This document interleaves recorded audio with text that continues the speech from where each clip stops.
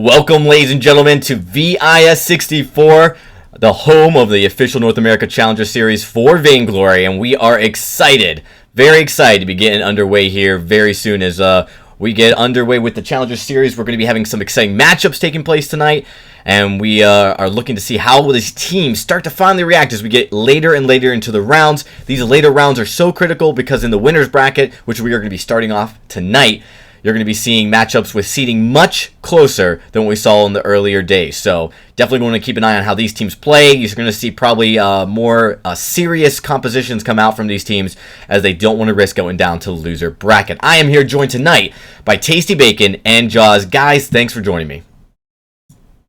Hey, not a problem, man. I'm excited to be here. Tasty as well. It's going to be some interesting games coming forward, especially in the first round and the second one that we're going to be looking into tonight. One Piece 101, obviously. They are a fairly decent team at the moment. They're looking pretty strong, and it is against is it Maricus? That name bewilders me. Maricus, I believe, right? Maricus, I believe. Yeah. So that's going to be an interesting game, just because Maricus not seen as maybe the underdog in that kind of matchup there. We'll have to see if they can pull something out the bag. But Hello Girls and Team Enforcers is going to be a very close game. Two very close seeded teams as well. Yeah, pulling the bracket up right now on Tasty. Sorry, I didn't mean to talk right over you. I was just going to say, I'm really looking forward to getting to see some of these teams that we haven't had a chance to see on stream yet, especially, again, One Piece 101 has had a lot of hype behind them, but we haven't been able to actually catch any of their games on broadcast, so that'll be really exciting.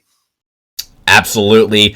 And, we got the whole bracket up here. You guys can kind of see this is the winner's bracket. We'll be posting the loser bracket in a few moments just to show you guys where we've come. And, some exciting games, I would say a few matchups where it looks like there was a underdog beating a higher seed. I think there were a lot of DQs that first day. You have a lot of teams that sign up. You get 64 teams. Not all of them were able to play on the scheduled time that they were required. So you do have a few of those things happening. And so as a result, you get kind of some of these teams dropping down the loser bracket at first, maybe coming in and playing a little bit later then, of course. But as we get later and later into these rounds, you're going to start to see all of the top talent, all the good teams start to condense on themselves.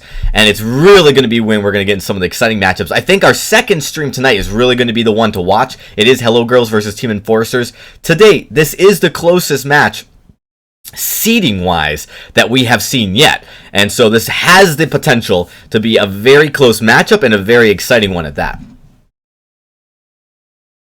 Yeah, the closeness of that matchup really intrigues me, because obviously whoever does come out on top will arguably switch places with the other one. So we'll have to wait and see who that's going to be. And coming through as well, looking at kind of VIS and VG8 as well from both regions. There's so many new interesting picks that are coming out, and a lot of variation as well. We are seeing a lot more rhyme recently. Glaive obviously being a hotly contested pickup, and I can imagine teams are going to want to prioritize that one. But being VIS, it's with some of these players obviously not playing at that kind of pro level, I'm kind of curious to see if there's going to be any like crazy kind of picks that are going to come out this evening. Something like we've never seen before. Well, Tasty, you were there for VG8, Vainglory 8, talking about some of the compositions we saw there. You have to imagine a lot of these teams were watching those matches and kind of taking notes. Yeah, absolutely. And, a lot of these challenger teams, some of them actually even scrim against some of the VG8 teams, so they have a good idea from that. But, some of the lower seeded teams especially, maybe getting some ideas from the Vainglory 8, or confirmation in some instances as well of certain things that they may have thought were strong, and seeing them play out in the Vainglory 8 and realizing, oh, hey, yeah, this is actually something that can really work, or maybe something they were thinking about that kind of fell on its face. And they're like, okay, we'll stay away from this. Like, there's a lot of different things that can be gleaned from watching the top level of competition when you're trying to get to that point. Absolutely. And talking about the top level, that does bring us to our first matchup tonight. It is going to be One Piece 101 versus Maricus. Maricus, they are a 17 seed here. As we're going to put that in there real quick, going up against the 1 seed. But, this is the kind of the part of the tournament where, the top 20 so teams, they have the chance to really, be an upset as you start to compress, because we don't know how much of a difference it is between these teams when the seeding took place.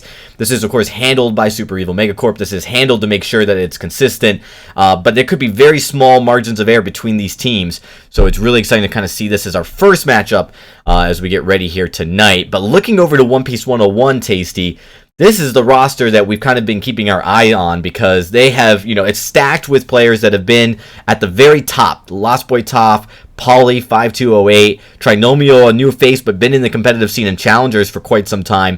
And then, also Selena Gomez, who was a part of some of those Liberation X and Y rosters from way back in the day and has been in the competitive discussion for quite some time. Kind of all of them coming to this roster, joining Monkey D. Luffy, and looking to take this team to the next level. Yeah, absolutely. And this is, again, a team that they performed in some of the previous events that were going on in the offseason. I believe they were in the VIS Pro, able to rattle off quite a few wins during those events as well. So that's up against the Vainglory 8 teams. They were able to get some wins off of them. Who knows? Maybe that means that they are ready to try and qualify for the Vainglory 8. Absolutely. I mean, they've got their eye on the prize, looking to make that push, most certainly. So we'll have to see kind of how they perform tonight. I think it's important, Jaws, for a team that's sitting right now at number 1 to continue to perform well and consistently, even when going up against teams that, by all account, you should be able to beat. Because this is an area where when everyone's got their focus on you, you're really going to, have to be very, very careful not to let your guard down. Yeah, definitely. If they lose some of those easy games, it's going to hit their morale, I think, a little bit. And making sure you keep that high is always very important. And making sure you obviously stay at number 1 seed is also very important because that's what gets you the biggest prizes, right? So staying at number 1, you put it perfectly there. You got to win at number 1, otherwise, you kind of falling to the dark depths of maybe sub 10 in the leaderboards right now. But I mean, Tasty, now run me down some of the big hero pickups right now because there's been a lot of interesting ones, like I said, coming out for VG8, both EU and NA. Who do you think are going to be the kind of best heroes right now for these teams to pick up? Of course. Well, we've been seeing a ton of Adagio just across the board in both Challengers and Vainglory 8. I think one that some players might pick up now after they saw it play in Vainglory was the Jewel. The weapon Jewel kind of really came into its own on the second day of Vainglory 8, and so I think that may give a couple of teams an idea to try and pull that one out. But then, of course, Fox and Ringo still always going to be very high priority up there in the lane. The Glaive, of course, not much has really changed in terms of the mindset of these players as to what's really strong on the current patch. It's kind of once you get down to those, like the third pick, you've got your top couple picks. The first 4 or so of the bands should be pretty similar. But once you get down towards the end of the draft, that's when some of these adjustments might be made.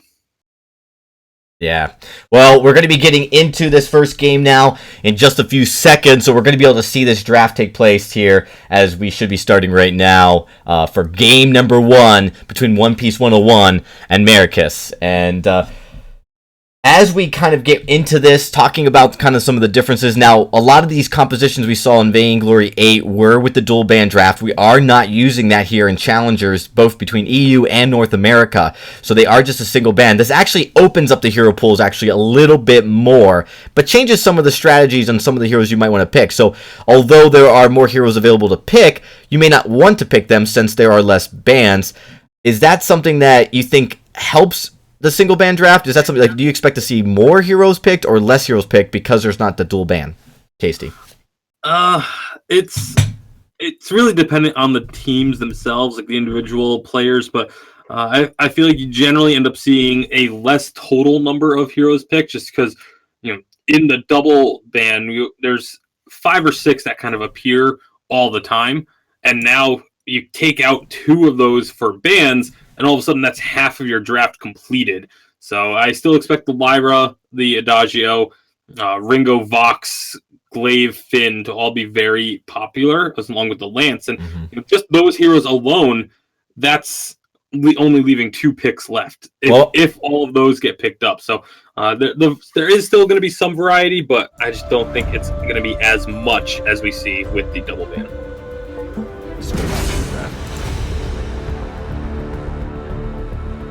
So as you can see, we are now getting into the draft here for game number 1. Again, it's One Piece 101 taking on the side of Maricus. Jaws, we've already got that Lyra and Adagio banned right off the bat. And Finn, Glaive going to be the first 2 picked up. Oh boy. And what a surprise, might I add, that a Glaive and a Finn are going to be picked up. So run through me right now and run through with everybody else why Lyra and Adagio are so hotly contested right now.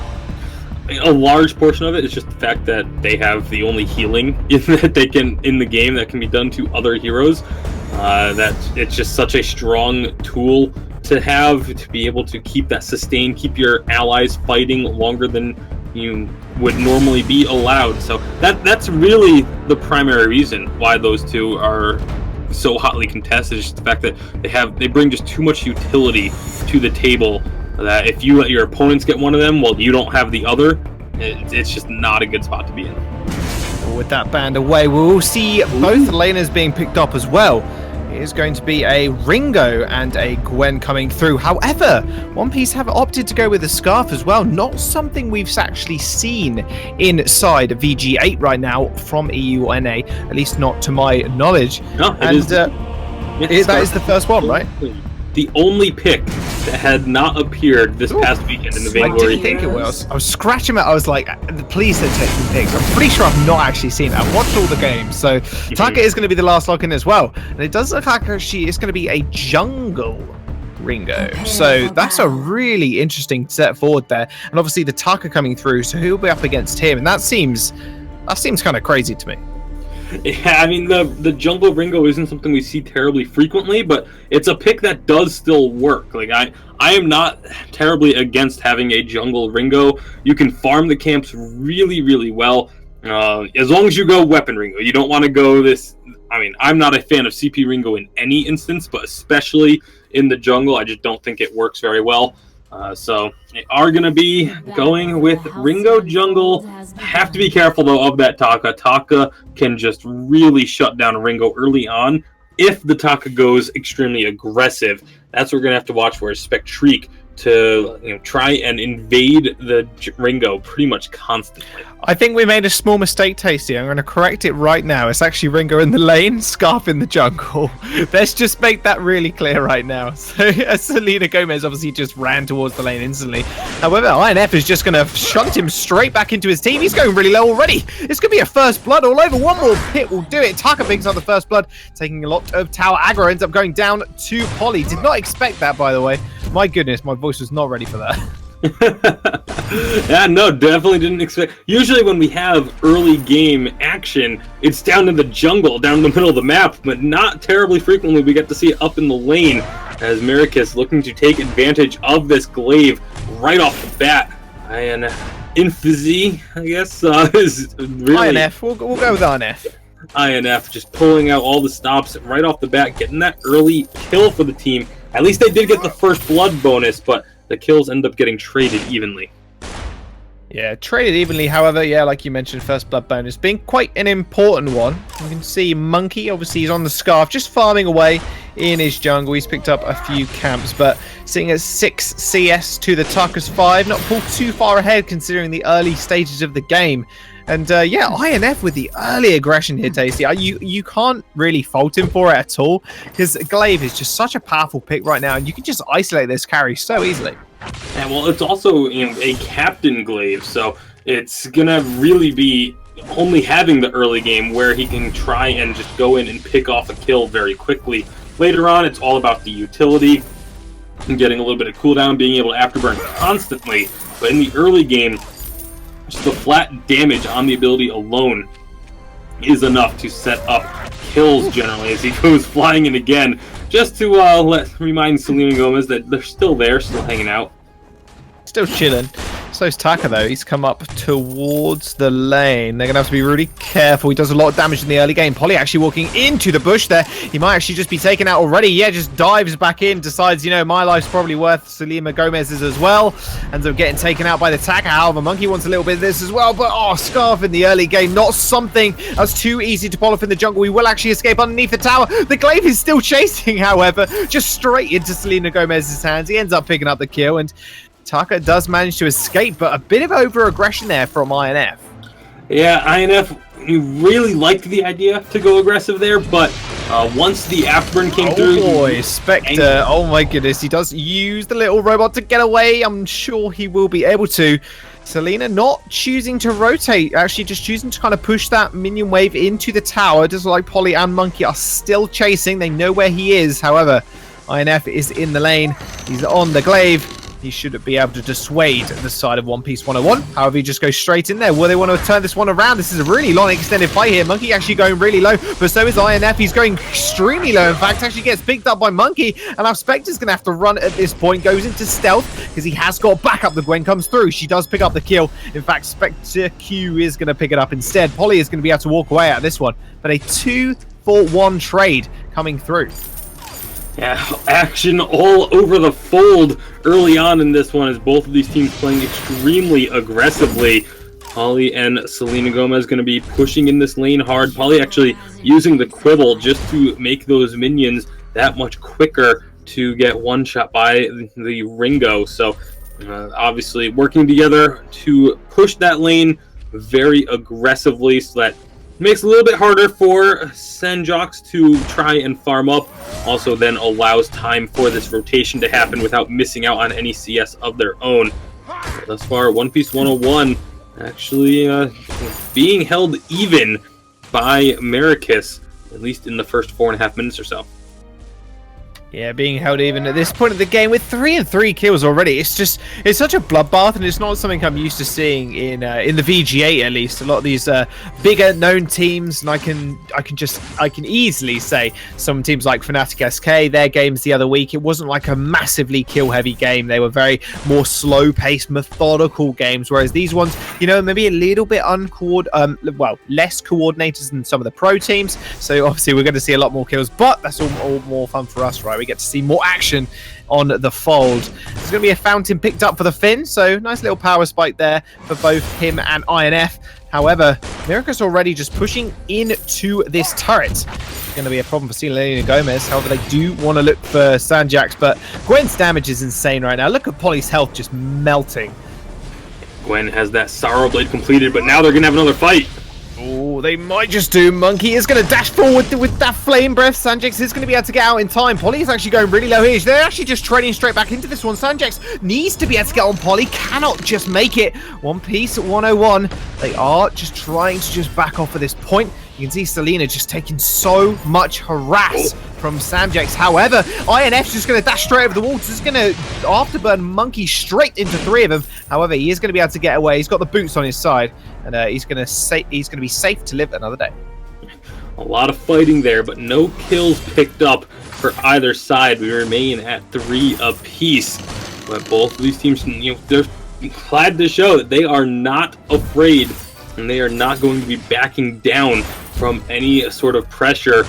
It's going toe-to-toe and coming out as a wash.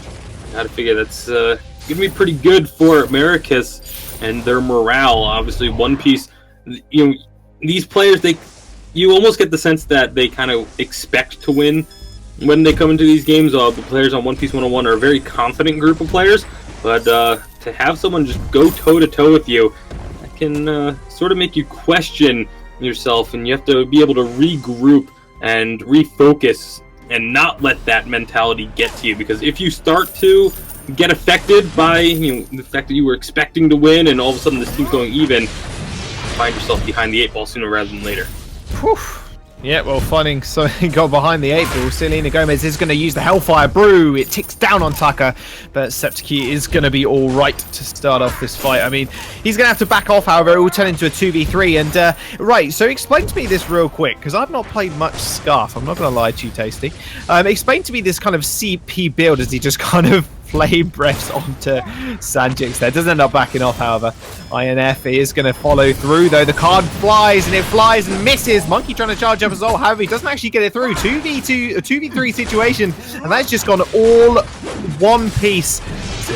Well, not in one piece's way, which is what I'm trying to say. First cast of the evening, and just give me a second, Tasty. I'm warm up into it. Ace comes through. Maricus are going to take that fight, but I mean, explain to me right now as they take the gold mine, what's behind this Scarf build? Well, I mean, it's really just Scarf has high scaling, high percentage CP scaling, and so you just build a whole bunch of crystal power. There's not really a whole lot to it. Getting the Frostburn first just to add a little bit of slow, of course, is just a common technique for a lot of CP mages. And the Scarf is pretty much just going to go into, I would expect, an Eve of Harvest, a Broken Myth, and a Shatterglass. Like, just have the 4 offensive items. But that's literally all there is to it. There's no like special science behind it. It's just get as much CP as you can. What? Special science? Oh my goodness, Selena needed some of that just then. He got absolutely deleted from the afterburn from INFZ, and the damage follow-up at the moment from the Gwen is absolutely insane. And even Spectre Q, I mean, he's 8-1 right now, 5-1 right now even. He's got 100% kill participation. He's been just the driving force of this Maricus team. They've taken the first turret here, the gold mine as well. And we even said One Piece 101 with a better team in this matchup as well. Yeah, I mean, they were expected to be, but they definitely are not showing it thus far. Maricus coming out all guns blazing and picking up a bit of a lead for themselves now. When you look at the item builds, it's actually really interesting. Both of the glaive and the Taka, who have the ability to dive onto a single target, have those Atlas Pauldrons. So they're just really focusing everything on trying to shut down Selena Gomez and make sure that that Ringo can't get rolling. Thus far, it's been paying out for him. Whew. Yeah, they're gonna try and poke that one out. I mean, he's got the breaking point. He's got the Sorrow Blade right now, so he's kind of on his way there. And we'll see if he wants to get something like a monocle a bit later. But he's just been picked on relentlessly, and I think we see this quite a lot in VG8 as well, because a lot of these big pro teams, they know how to focus their fire, and Maricus are doing exactly that as well. They are just kind of focusing down this Ringo every single time that he seems to step out of place. INF just says nope, not today, and Afterburn straight on top of his face. They're going to take another gold mine here, Tasty. Are they just looking in complete control right now? Yeah, a decent gold payout going over to Maricus, and with that one, the gold lead is going to be increased up to a little over 3,000 in their favor. Not the largest of leads, not an impossible to overcome lead, but it's still a very solid advantage. I'm going to be interested to see if Spectrique does end up getting a bit more damage and what path they decide to go. Obviously, they have the crystal bit there, so you assume it's going to be crystal items for the Taka, but it's just putting everything in the defense right now. They've been able to make it work, but it will eventually reach a point where without any additional offensive items, the Taka just isn't outputting enough damage for them to win fights. Just going to go ahead and pick up an infusion to suffice for now with that extra crystal power.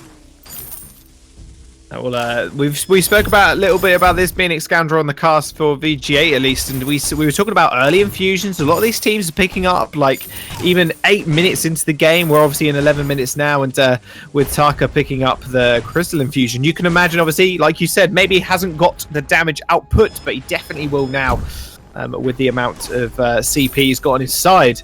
Does it look like they're actually just going to back off here? Don't want to commit too much to this turret right now. But One Piece 101, they're playing on the back foot right now. They need to do something. They might find it here. Polite Company used from Poly. They are just chasing the Taka down. Very low HP. There goes a nice ultimate coming through from the Finn, but it's completely denied. I mean, that Forced Accord is just nothing when it comes to a glaive. You can just afterburn away. Yeah, it makes it pretty tough to lock down a target. You've got the glaive that can afterburn away. Taka can just kite in, and then Kaku and get himself out of there. The Gwen can skedaddle, so there's quite a bit. And of course, then a Crucible, just blocking the whole thing altogether. I really like what Maricus has in order to deal with the strategies that are going to be coming out from One Piece this game. And again, they've been doing a great job of it thus far, just keeping this gold lead, keeping themselves ahead of their opponents, and well, as we now get closer and closer to that 15-minute mark when the Kraken will spawn, that's going to be absolutely key, is who has control over the middle of the map. Yeah, well, you can clearly see it's Maricus right now as they do find Polly near the Crystal Sentry. That's going to surely go down in a second. Hellfire Brew comes out. It lands onto Sanjex. Not blocked. I don't believe that was actually blocked at all. In fact, he's actually going really low here. INFZ did just, for some reason, afterburn into a minion, just get punished for it completely. Selena Gomez is going to be able to pick up a kill here. Well, meanwhile, Taka and Sanjex are just going to be able to run away. And that was a really just kind of deep dive there coming out from an INF. I'm kind of curious to know what he was thinking, because he just paid for it with his own life, and they might lose a turret here, Tasty. Unfortunately, I'm going to have you take control because my phone is giving me some problems. Not a problem, and his Maricus is going in. They're trying to get on Monkey right now, but they're just trading up too much damage. Ringo at the moment just doing an absolute world of hurt. Septicue tries to go back in. He gets one kill. Will be able to get anything more? I don't think he will. He's on such low HP. No resource pool available either. Selena Gomez is going to be able to pick up a kill. And with that, INF is going to be here. Does afterburn in. Selena Gomez not in too much trouble, though. Glaive doesn't have too much damage at all. Does have Fountain still available to him, but Ringo is just chasing him down. Forced Accord used as well. Polly is going to be able to get the stun, and the kill goes over to the Ringo also. So Selena Gomez, he's getting to that point now where he's going to be extremely strong. Tyrant's Monocle obviously being picked up also, meaning he is a powerhouse to deal with in this later stage of the game. Absolutely going to be a big threat to the opponents. And, I mean, finally, One Piece able to get themselves sort of, get their footing beneath them, so to speak, as they're able to pick up a few kills and get that turret destroyed. So, really needed that. They were starting to fall pretty heavily behind, but now that they've gone ahead and gotten those kills, gotten that turret under their belt, they can start retaking more and more of the map. That's exactly what they look like they're doing now. Infusions across the board here, apart from Polly, who decided he didn't want to pick one just yet.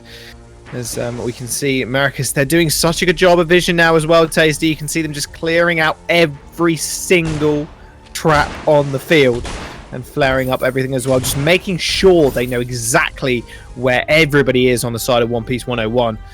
With Gold Miner being available as well. Not the biggest gold payout, and in fact I say that, and a Forced Call comes through. That's going to be a beautiful one. However, Taka's just going to be able to get out of there. Sanjex wasn't even caught up by this. Selena Gomez is going to get jumped on as well. The Fountain comes out for the heal as well, but no, they might just be able to turn this one around. Monkey just doing so much damage as he's completely ignored. Hellfire Brew does pick up the kill onto the Taka. INF is going to afterburn away as well. Monkey is not going to let him go too easily. Ringo is going to pick up another kill with the back line, but Sanjex is going to get his revenge. Monkey is going to try and get on INFZ.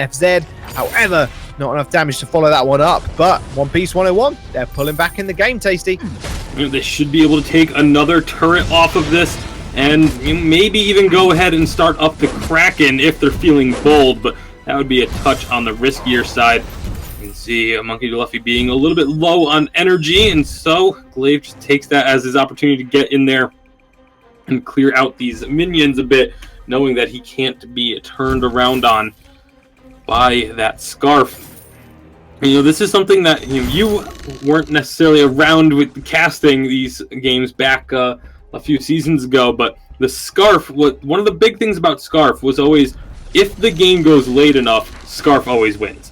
There was a season or two where it was, I believe, the stat was if the game went longer than 18 minutes, the team with scarf won every single time. That is insane. Why is that, though? Because obviously he's got an immense amount of damage output, or is it just kind of the AoE he can do as well? And speaking of AoE, I might have to go into a fight. Forced Accord. Sanjex did not stand a chance. I think Hellfire Brew hit her as well. Wow, that came out of absolute nowhere. Polly with the perfect positioning on that Forced Accord, just picking off the back line. And that'll be another turret going down, and Kraken is on the board here for One Piece 101. Absolutely beautiful Forced Accord. And like you said, just no chance at all for the Gwen, just completely obliterating her. Bada bing, bada boom. INFZ is going to be able to get away. And Septic is here as well. They have to be really careful. Spective, he does have a lot of damage. He's going to go straight onto the Ringo, but he's just getting completely denied by Polly here. And in fact, they're actually just going to chase this one up. A nice reflex block there just on the Quibble.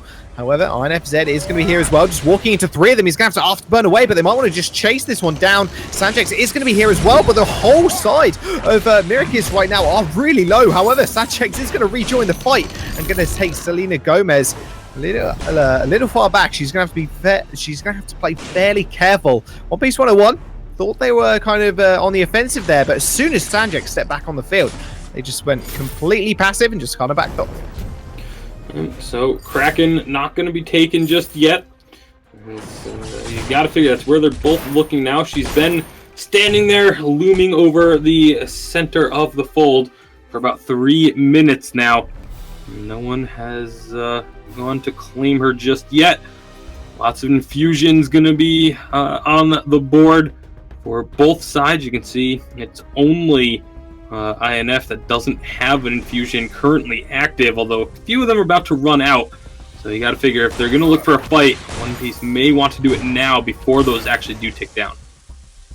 You can see Polly, you can see it in his eyes. He wants to go for the Forced Accord. He's just picked up the infusion as well. So only INFZ without the infusion at this current time. Polly, nice Forced Accord, but it's going to get completely reflex blocked by the Crucible. INFZ taking a lot of damage here. Same with Monkey and Selena Gomez. They want to go for this one. You can tell it. They just want to poke them out to start off with, just to make sure Sanjex is just on his toes at the back of this fight. Monkey trying to do a little bit of poke damage as well, but they are just going to be able to get away. INFZ using the afterburn there.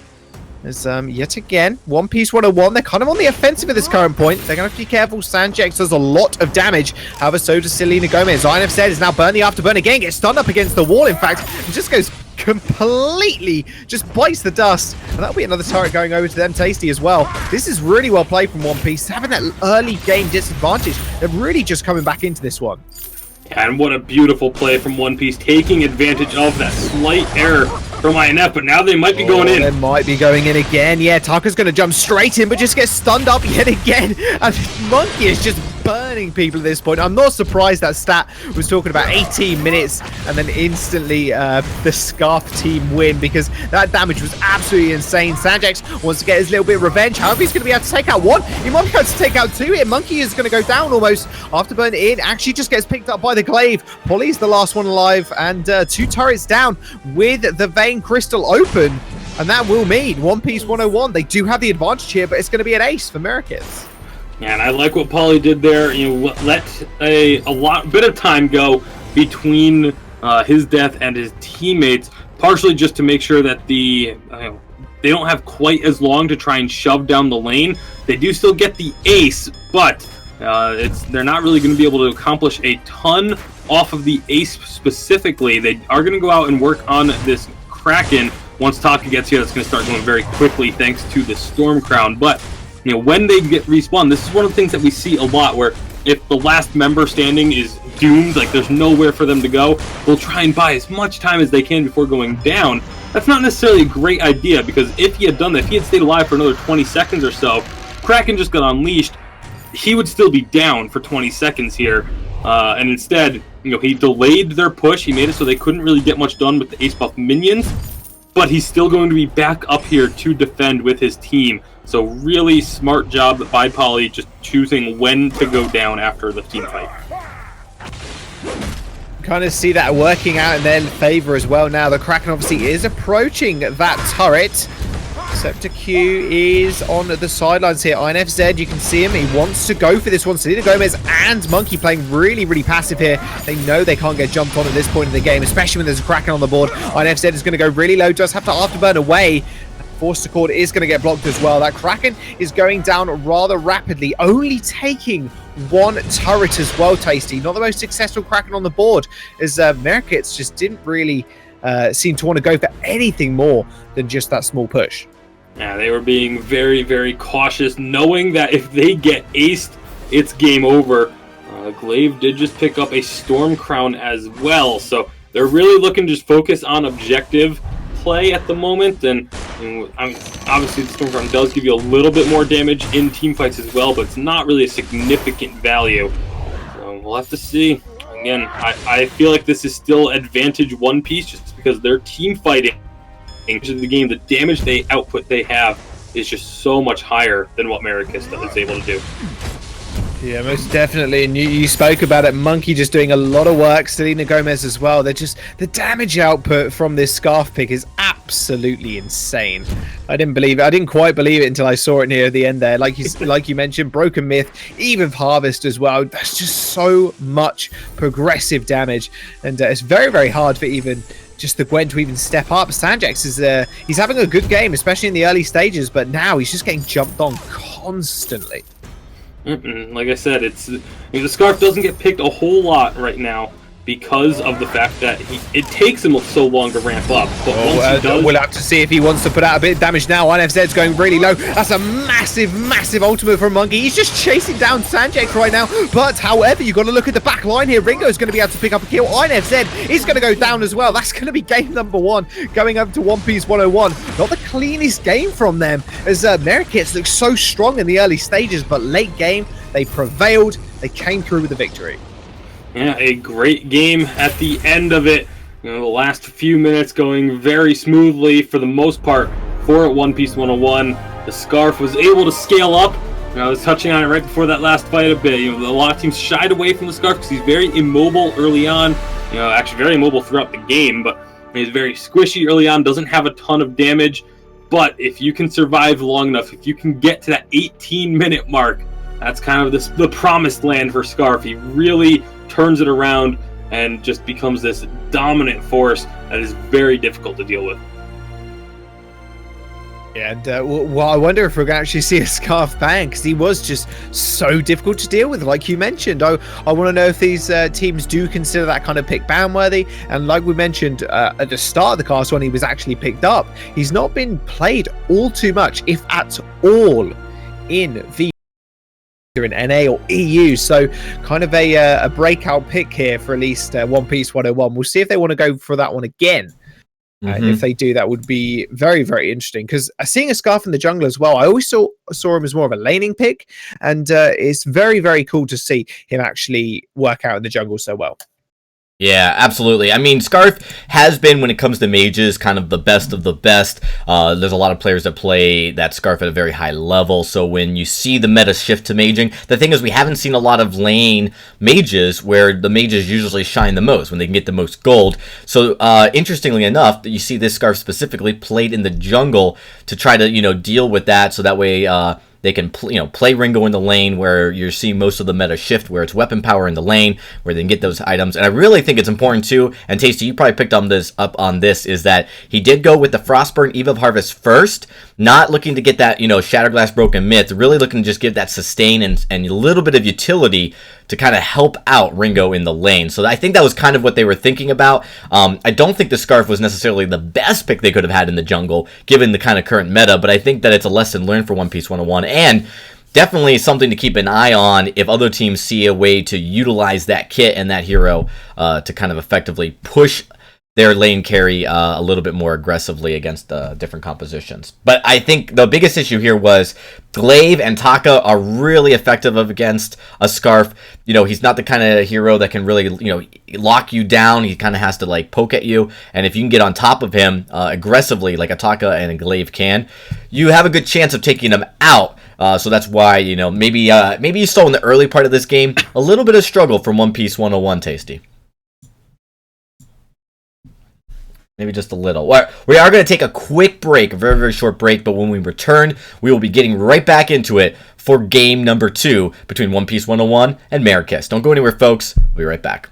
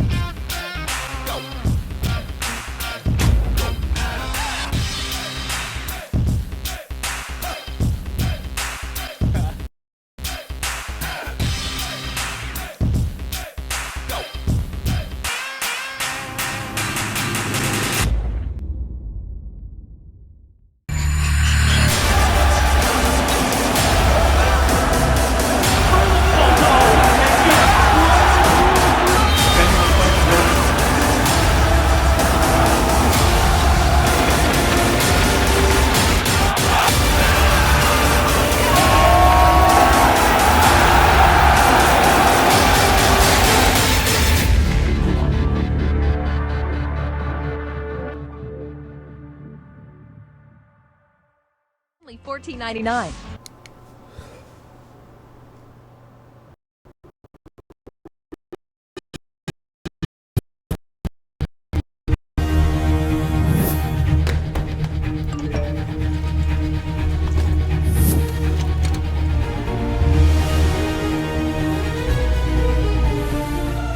Don't miss the call. Download Band. Communication made easy. All right, we're back, everybody, and we're looking. Oh, excuse me, I'm sorry about that. And we're looking to get into the next matchup, so we're not going to take any more time to wait and talk about. We're going to get right into it. Tasty Bacon, what do we got? Well, we've got a restarted draft. That's what we've got. And that we do.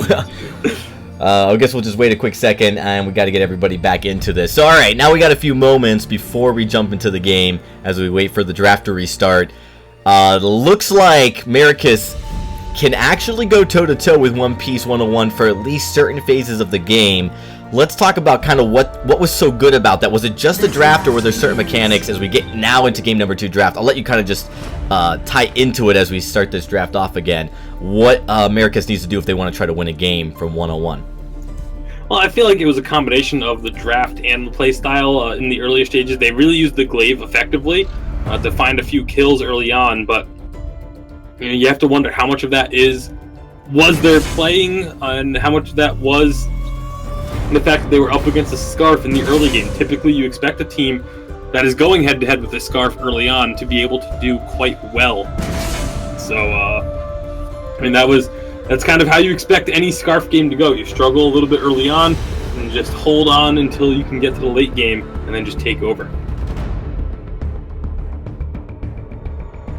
Yeah, it does allow we're jumping straight into pick and ban as well. So we'll yet again see Elira and Adagio ban. I can't imagine we're going to see those two picks actually ever be played. It's very, very highly contested, and if we do see one of them played, I will be very surprised. But Finn is going to be the lock-in coming through for Maricus. Now, Maricus haven't played this obviously just yet, and Polly yet again proving that he's a very, very good Finn player. However, they do lock in the glaives for themselves, so already kind of a flip in the draft.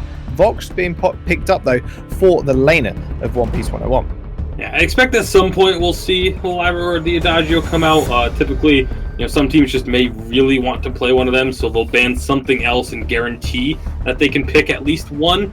But most teams are just going to go ahead and just ban both of them right off the bat. However, the Gwen now going to come out for the side of Maricus once again. I mean, they did do pretty well with that early on.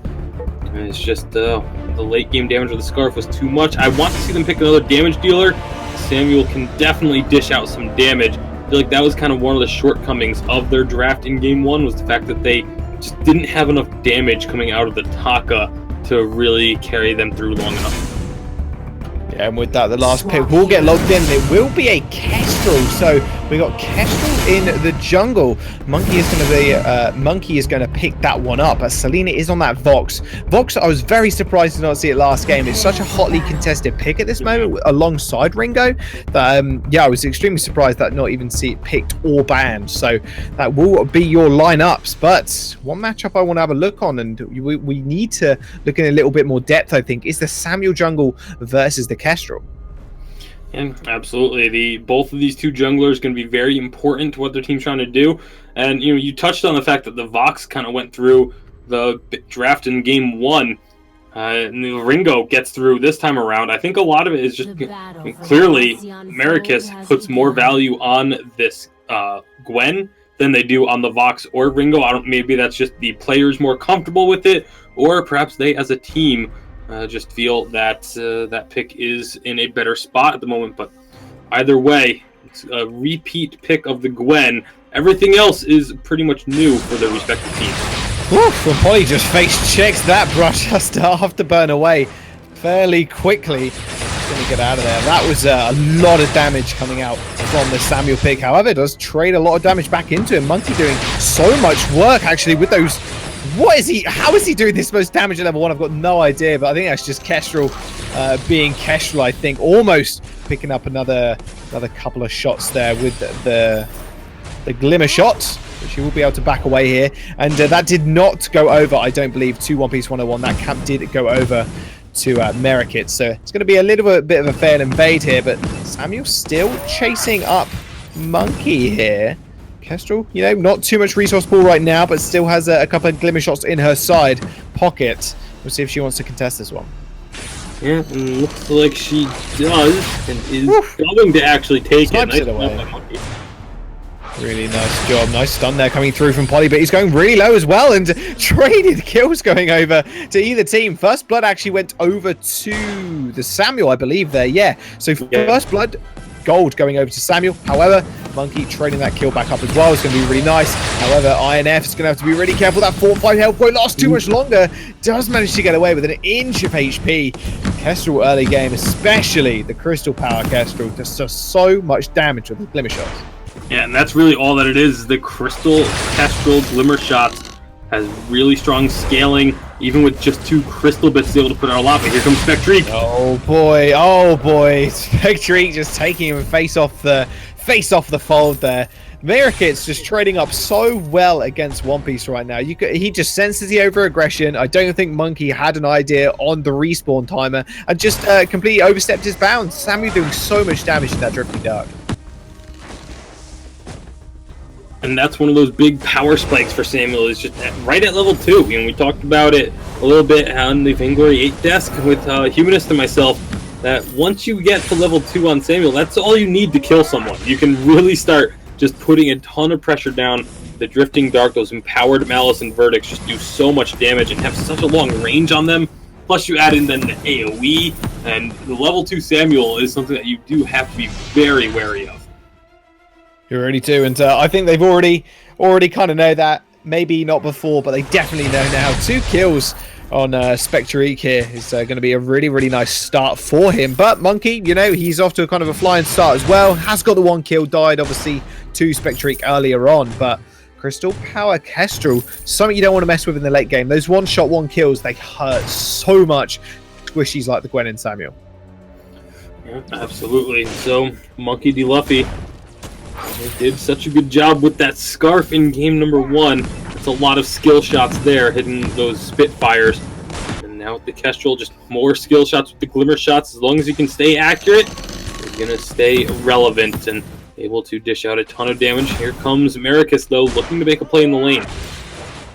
He's trying to, Spectreek is trying to look for something as Selena Gomez takes a lot of damage. That's going to be an afterburn straight into him. However, overstepping there a little bit. Monkey's going to be here as well. Does use the active camo to stealth in. However, Maricus are going to be able to back off this one. INF just providing too much of a meat shield for the rest of Maricus to even take much damage. There's not going to be much going on just yet. However, Monkey D. Luffy. Damage and the afterburn follow-up from Polly here is going to be able to stun Sagex. He didn't stand a chance against the Crystal Power. Kestrel ends up picking up a kill there. They might just take the Crystal Sentry as well. That'll be a nice little bonus for them. And my goodness, Monkey Luffy, he is going off right now. Yeah, able to get those kills. The afterburn, stunning the target in place, stealing away that Treant as well. But the afterburn locking the target down. Here comes again. Afterburn, he's going to go jump straight in. Samuel didn't even spot that at all.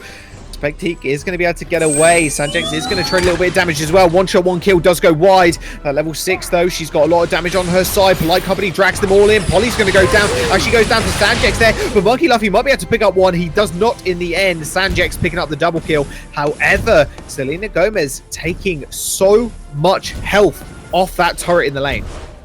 Yeah, able to take that down to about a quarter of its health remaining. So it didn't rotate down to help the team. I don't think would have gotten there in time if he had tried to.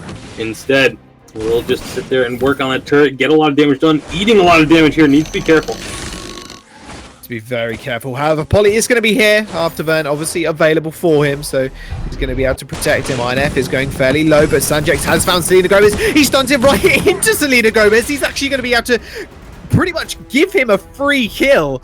Wow, that afterburn not working out for Polly whatsoever. Ends up killing Selena Gomez, but they do trade up the kill, however. INF's there getting jumped on under tower. That fortified health coming through, though, is going to be able to protect him at least just a little bit. Afterburn trying to pick up Septique here. However, they're just going to back off. They're going to return to lane. Yeah, and Monkey D. Luffy, with these glimmer shots, if they just push this lane in, they could have taken that turret down. Now there's going to be some defense for it. So a little unfortunate on the timing there. They easily could have picked up that turret kill if they had just gone for it while it was just Finn defending the turret. But they back off. 5 kills to 4. It's been another very bloody game thus far. But again, neither team able to get a huge edge on their side. Nope, no huge edges just yet. Only an 800 gold lead. Selena Gomez trading a little bit of damage with Sanjax. He's going to have to be careful. That Gwen was any closer to that turret, he should would have gone down. Afterburn comes through. Not enough damage, though, on the glaive. Septique is going to be hit also. However, Selena Gomez pretty healthy at this point, and Shadowglass is going to get picked up from Monkey, so he is going to be hitting like an absolute truck.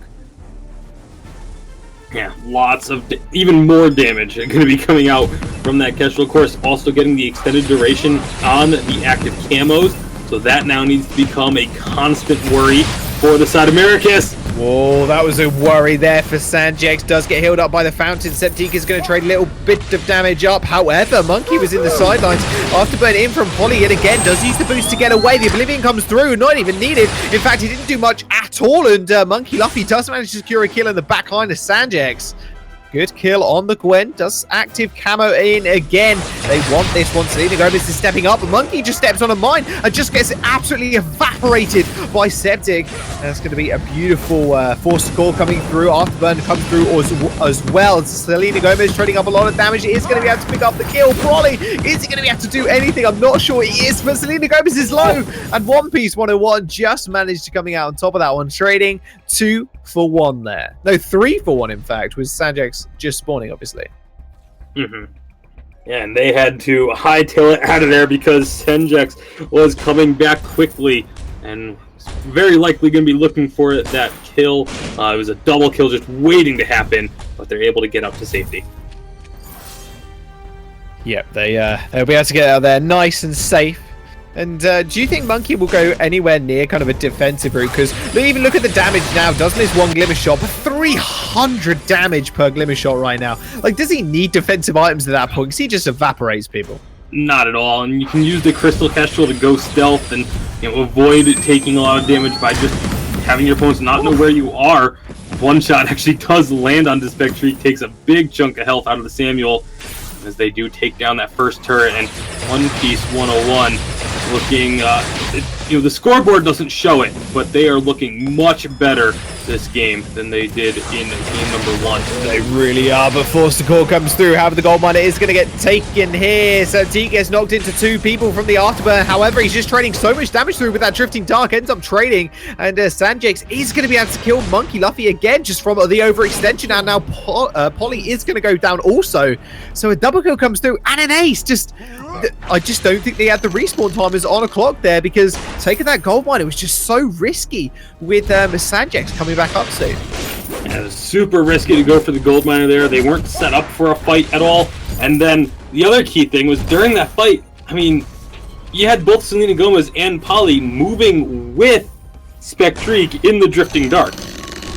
And so he's just walking along, throwing out those Malice and Verdicts. It's hitting both of them because of the splash damage, healing himself up, and they're also taking damage from the Drifting Dark itself. Just a really bad positional fight for One Piece 101 there, and kudos to the side of Maricus. They took full advantage, grabbed that ace, grabbed a turret, and getting themselves right back in this game. Like I've said, taking a little bit of damage there, more like a tickle from the one shot, one kill, as it doesn't do all too much. However, 40-second cooldown is quite short at this point in the game, with obviously the tiny bit of cooldown she has in her kit. And a Frostburn is actually picked up as well here. And obviously, does that synergize well with the kit? What would you prefer to see there instead of the Frostburn, or is that the kind of the perfect build to go right now? I don't know if it's the perfect, but I do actually like it, as they're going to be looking to find some kills here. Yeah, they are. Monkey Luffy gets dragged in with a Forster Core, gets just deleted again, just in that Drifting Dark constantly. Now Selena Gomez is going to be the target. Double kill coming through for the Samuel. Polly yet again, the last one alive.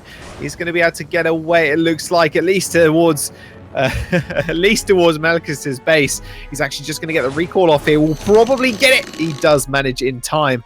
Not giving another kill over, but delaying a little bit of that time, like you mentioned earlier, is also important. Yeah, making sure that no ace goes through. That's the key. And so no ace buff minions. That means they aren't going to get this turret pushed in on them. And going back to the Kestrel build, I actually kind of like the Frostburn here. It gets that slow so that it makes it harder for the opponents to run away from a team fight, but also having slower opponents means it's easier to hit consecutive glimmer shots on them. So I have no problems with the Frostburn getting picked up there. You have plenty of options with the Crystal Kestrel because you're really just all about the burst, and so you just want whatever you can get for crystal power. And the Frostburn should be a nice utility pickup for her. Should it do indeed. Not too much survivability on her side. She just keeps kind of running into INFZ, just getting deleted. But if she plays a little bit more safely, she'll be able to easily deal with the damage that she does from range. One shot, one kill coming out of yet again. Just kind of whiffing that one. And Polly just pushing up the lane as well. And with only one turret apiece for either team, it's just anyone's game at this point. As you can see, One Piece, they are just kind of charging down the lane now. They do have a positional advantage. That's going to be a nice stun on Deceptic there. And Sanjek's actually going to get taken really low. Selena Gomez, those bouncing autos just doing so much work. Forster Call comes through, just gets blocked completely. INFZ completely isolated from the rest of his team. He's going to go down. Double kill comes through for Selena Gomez. And Sanjex is on the run, gets spotted out by the mine. Looks like they want the ace buff. Why wouldn't you?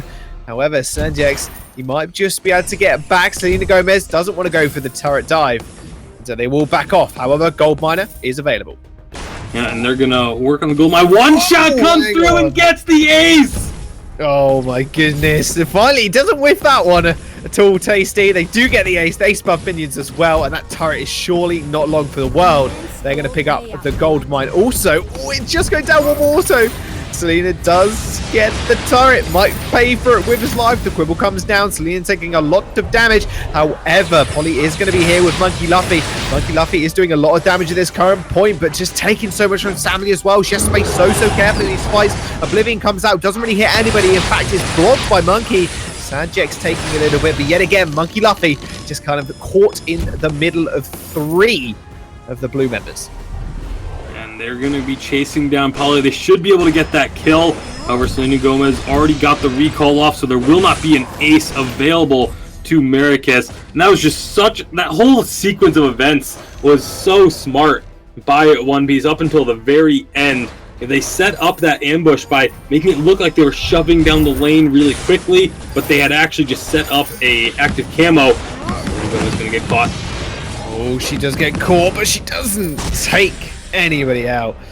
Wow. Okay, so Selena Gomez now playing his best Monkey Luffy impression, just kind of running into the enemy team. Well, so they set up that ambush. It was really smart. I think the best part of that whole sequence was the one shot. They chased the Gwen just to get vision, and Selena Gomez backed off of trying to go for that dive very early on because they knew they needed this whole thing to happen within the right timing to get the ace buff. Just kept vision of her, but waited and let her start recalling. Once the recall starts coming through, that's when the one shot comes out, and it just completely caught the Gwen off guard, got that ace buff for One Piece. Then they kind of overextended, stayed around a little bit too long, got caught a couple times there as well, and as a result, it's still a few kills going back the other way to Maricus. Kraken spawns. It is a 4K gold lead for One Piece 101, but these fights, we've just had it proven, as long as it's not a straight up ambush setup by One Piece 101, these fights can go either way. Yeah, they really can, and that's going to be that's definitely something. Is it Septic? Spectic, I guess, would be Spectric. Pretty fancy name, bro. But he's going to take a lot of damage from the one shot, one kill yet again. I mean, every time it's off cooldown, Monkey is just sending it out, and the Kraken actually is going to get captured on the sidelines here, so that's going to be a really nice pickup for One Piece, and completely denied. Maricus, it feels like they didn't even know what was happening at that point. Yeah, I'm not sure if they just didn't think that Kraken would be taken, or if they just knew that they really didn't want to contest it, but here's a fight. Cord is going to get whiffed. Selena Gomez does find himself in a little bit of trouble. The stun comes through from the Gwen. However, Holly's just going to fall in the front lines there. Sanjax is going to have to back off. Drifting Dart comes through, heals him up a little bit, but not enough. Selena Gomez with a triple kill, and an ace comes through. The Kraken on the field as well. Those turrets aren't long for the world. Could this actually be the end of the game here? I mean, the turrets are going to go down so quickly. The turrets are going to go down quickly. There will be a couple respawns before the game is over, but I just don't think it's going to be enough. Not with a full health Kraken just about barreling down. There's only one turret that's going to be left. Here comes the Finn. Samuel and Gwen going to be coming up as well, but this is near impossible. Oh, it's near impossible. Drifting Dart comes out. He has got Oblivion available, but he's not going to get time to use it. The Crystal gets destroyed. One Piece 101. They take it 2-0 in this series up against Maricus, and a bit of a closer series than we could have imagined there, as we did obviously pin kind of One Piece as the kind of upper tier team in this matchup. Yeah, definitely not a terribly clean set of games for One Piece 101. A few things that they would need to improve on if they want to try and challenge for one of those spots in the Vainglory 8 in the challenge battles. But definitely still looking strong, and at the end of the day, the win looks the same on the scoreboard no matter how you get it. So that's all that really matters in the end. It is a win, but I think what's been very interesting, guys, as we've watched this match unfold, the series unfold, is although the late game One Piece 101 has undoubtedly been very solid. As soon as they get into those late game team fights, they seem to know exactly what to do. Definitely showing some weaknesses, some areas where they need to work on, and maybe not quite the dominant number one seed that a lot of people might have anticipated here in this this group, let alone for this split of the Challenger Series. Really curious to see how they fare up against some of the top teams, specifically once we get into the later rounds where they're facing, the top 8 teams, the top 8 seeded teams of this tournament. Because this early game, there's a lot of issues that they need to focus, because if you give another team that kind of lead where they can snowball on you, if you make those kind of mistakes, that's going to be really challenging. Yeah, for sure it will be. Like the little mistakes really, really go a long way in these kind of games. That's the most important thing. And I think one thing that One Piece 101 can actually take away from this game is just how do we finish these games up sooner and just more clean? Because the amount of times they just got caught out randomly. Selena Gomez was one of those ones, and Monkey as well. They just every now and then they just kind of get caught out, and it just led to either a turret take or at least a bit of a vision control advantage or a wave advantage in Maricus' favor. So maybe that's one thing that One Piece need to look at. Absolutely. There's a lot of things. So with that, though, they do move on to the next round, One Piece 101. They've got to be pretty happy about that, but definitely was not an easy path for them. So definitely keep an eye on kind of how they perform. They're going to have to be really making sure they clean up some of that for the later rounds. With that, we're going to be moving on to our next series here in just a few seconds as we take a quick break and get stuff prepped for our second series of today. It's going to be an exciting one. You're not going to want to miss it after the break. See you in a bit, folks.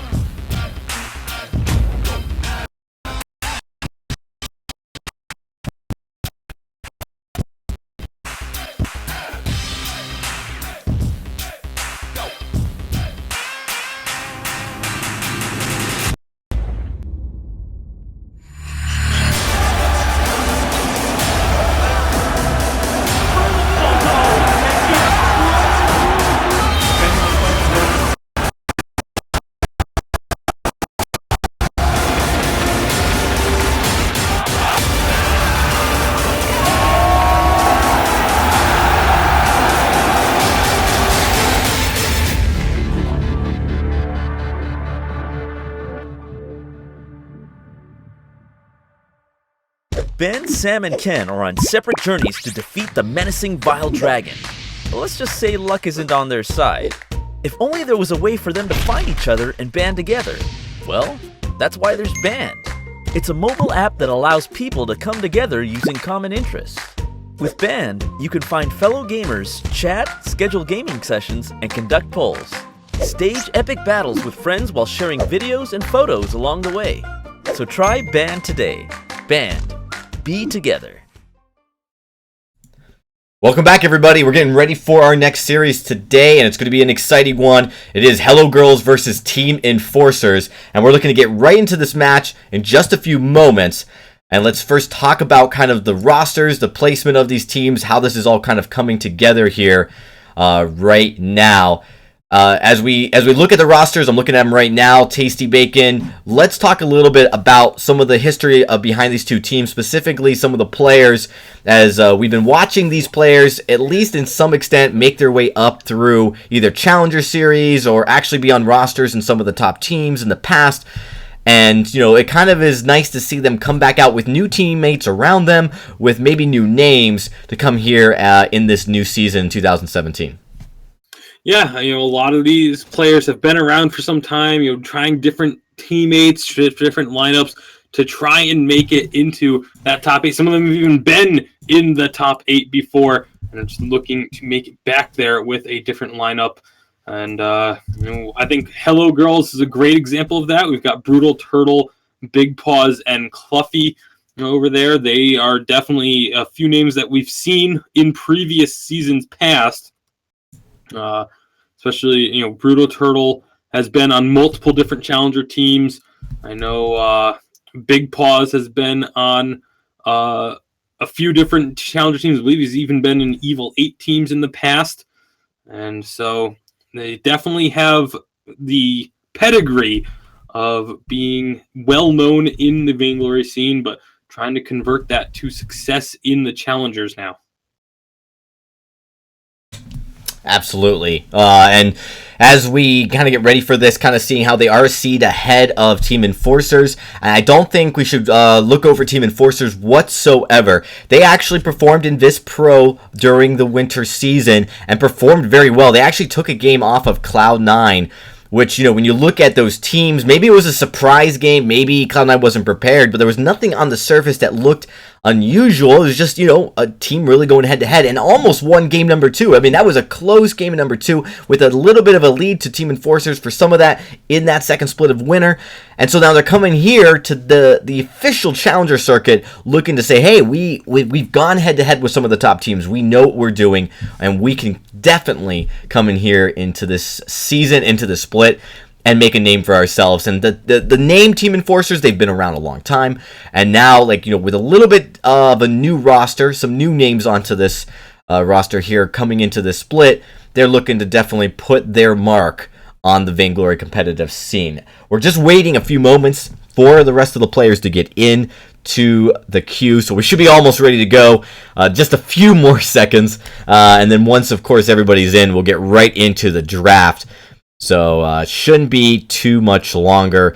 But one of the things we wanted to talk about was, and I thought worth mentioning, was just how interesting the last series was, guys. And we talked about some of the meta we've seen coming out of the Vainglory 8 and how some of these teams might be taking notes. And then we come into this series, the first series of today, and it's completely different. Yeah, completely. Like, the scarf was, I want to harp on about it again, because it was not something that I just saw ever kind of being picked up in Evil 8. I mean, I've spoken to a few of the players. They said, maybe not kind of strong at the moment. We are looking more towards Kestrel if we want kind of that CP jungle that's, heavy on the damage. But coming out in this is quite a bit of surprise, but it's always really nice to see, obviously, the wide variety of heroes that these players can pick up and are clearly quite successful on. Yeah, I mean, obviously some similarities. Ringo and Vox have really become that staple pick. We're seeing them split between sides, with the exception of Gwen. So that was what I thought was interesting, seeing Gwen being used by Maricus. And, Maricus doing really well with that Gwen pick for a lot of it. Seeing Samuel, seeing Kestrel. Some of the picks that we've kind of seen falling off a little bit. I mean, they're definitely, good picks, but they're not as, in the jungle at least. We've seen the jungle really different so far. Is that kind of how you're seeing it, Tasty? or is there some really strong similarities that are worth mentioning? It's kind of like that. I mean, the Gwen pick, like you said, that may just be an issue, a case of that particular player just heavily preferring the Gwen, being more comfortable in the Gwen. That could very much be the case there. As far as the Scarf goes, it's kind of funny because every time Scarf rises to prominence, it's always one of those situations where nobody really sees it coming. He just kind of gets played once by someone and just ends up working really well for them, and then all of a sudden everybody starts playing it. That always seems to be the case. So it may end up, by the end of the season, we may be seeing Scarf be one of the most picked and banned heroes. Maybe. Well, we're going to get into the draft. So, Tasty, let's get right into it, see what we have as the first band's about to come out. We will see. Again, Hello Girls versus Team Enforcers. I'm going to be going head-to-head. Enforcers. We touched on the Hello Girls roster a little bit earlier. Hello Girls also coming in with a few names you may recognize. Pofuego and Vigilante, most notably, for their starting three. And then rounding out the composition with Hola. Yeah, and yet again, we're seeing the Lyra being potentially banned, but a Ringo ban actually coming through is really interesting in this matchup. Hello Girls are going to take that one off the table, and Lyra bit coming through as well. This has to be an Adagio pick here, right, Tasty?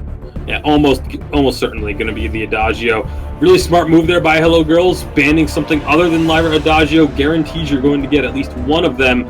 Enforcers actually deciding, what, we don't want the...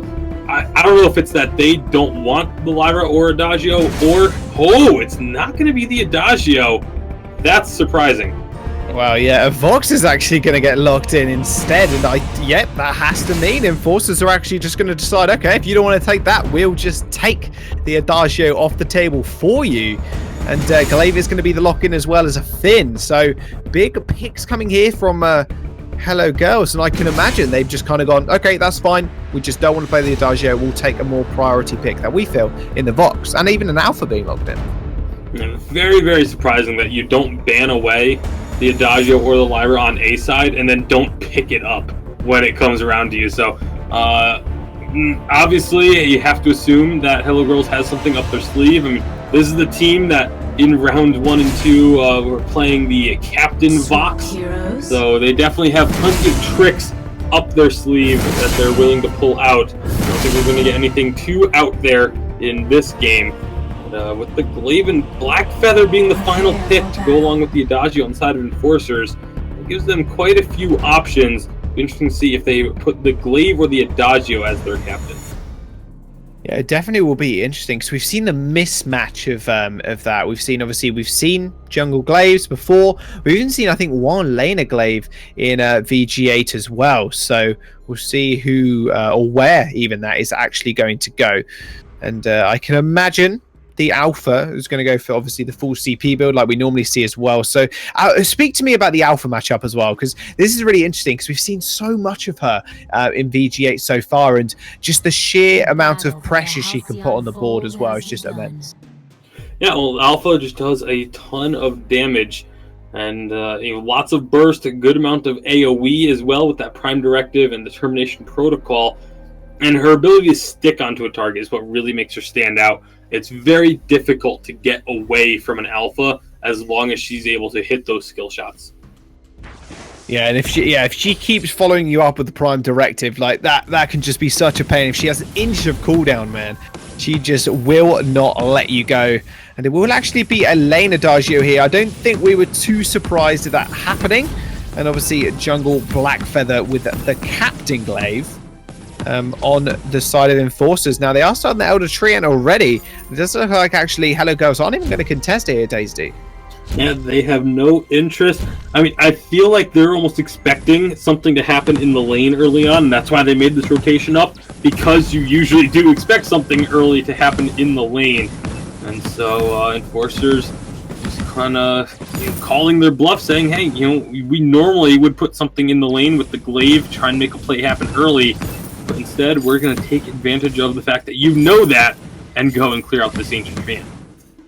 Yeah, that early bit of gold as well is definitely going to help Vigilante in the jungle on the Blackfeather. Only a little bit ahead of Brutal Turtle on the Alpha, but nevertheless, still a few CS, a few camps even, is going to be all that matters in this matchup. And speak to me a bit more about Blackfeather, because coming into the Finn, that's going to be incredibly tough for him actually to get onto Cluffy, right?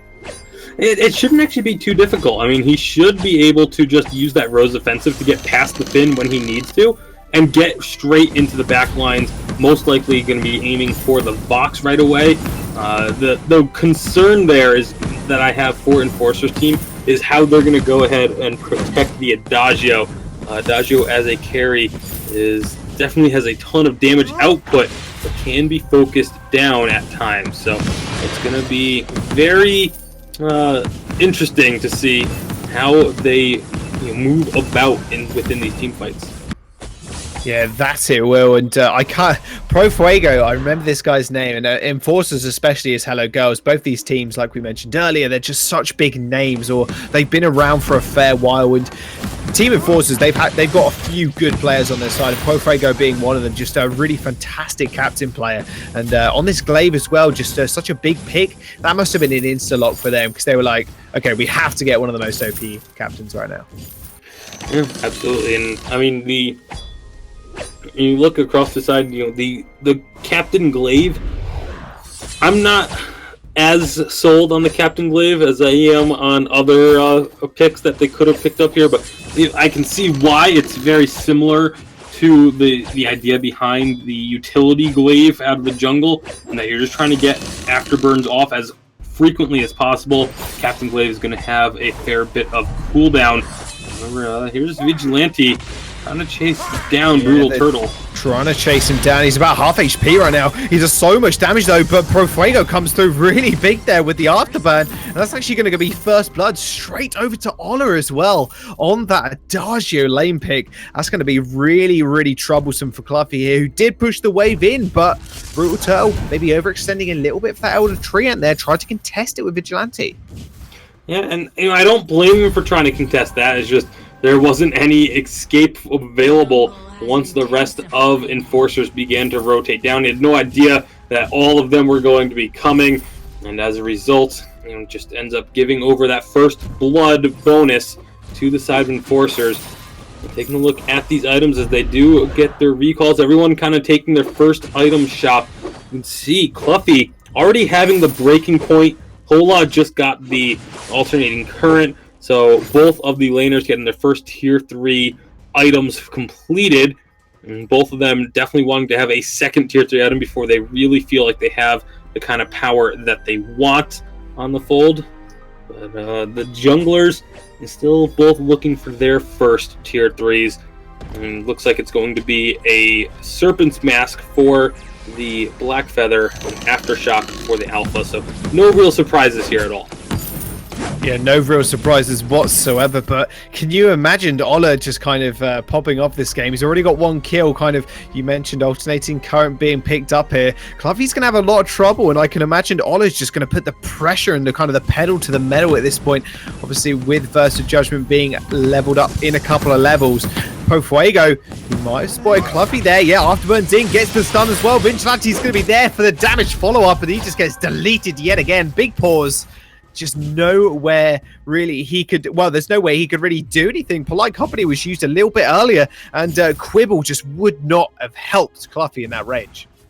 A very strong play from Enforcers here early on, just bringing the fight to Hello Girls, and of course you expect that with the Glaive, as we always talk about, but they have to be careful because this is a composition that's going to scale up extremely well. And if they aren't careful, they could find themselves just too far behind the 8 ball before they're able to get going. Yeah, you aren't wrong. And yeah, with that kind of snowball effect, currently, maybe you could say, starting to come forward a little bit as Cluffy yet again just gets punched into Ola. Ola just picks up another kill, just no worries. Goes for the turret dive. Porfirigo takes a lot of damage. Big Paws wants to get him down, but realistically, not with an Adagio there as well. He's going to heal up not quite nicely. However, you look down in the side of the jungle right now, Brutal Turtle is going to find Vigilante, but Vigilante, he has got no problem in invading Brutal Turtle right now because they've got no pressure in the lane. And no pressure in the lane, no pressure in the jungle.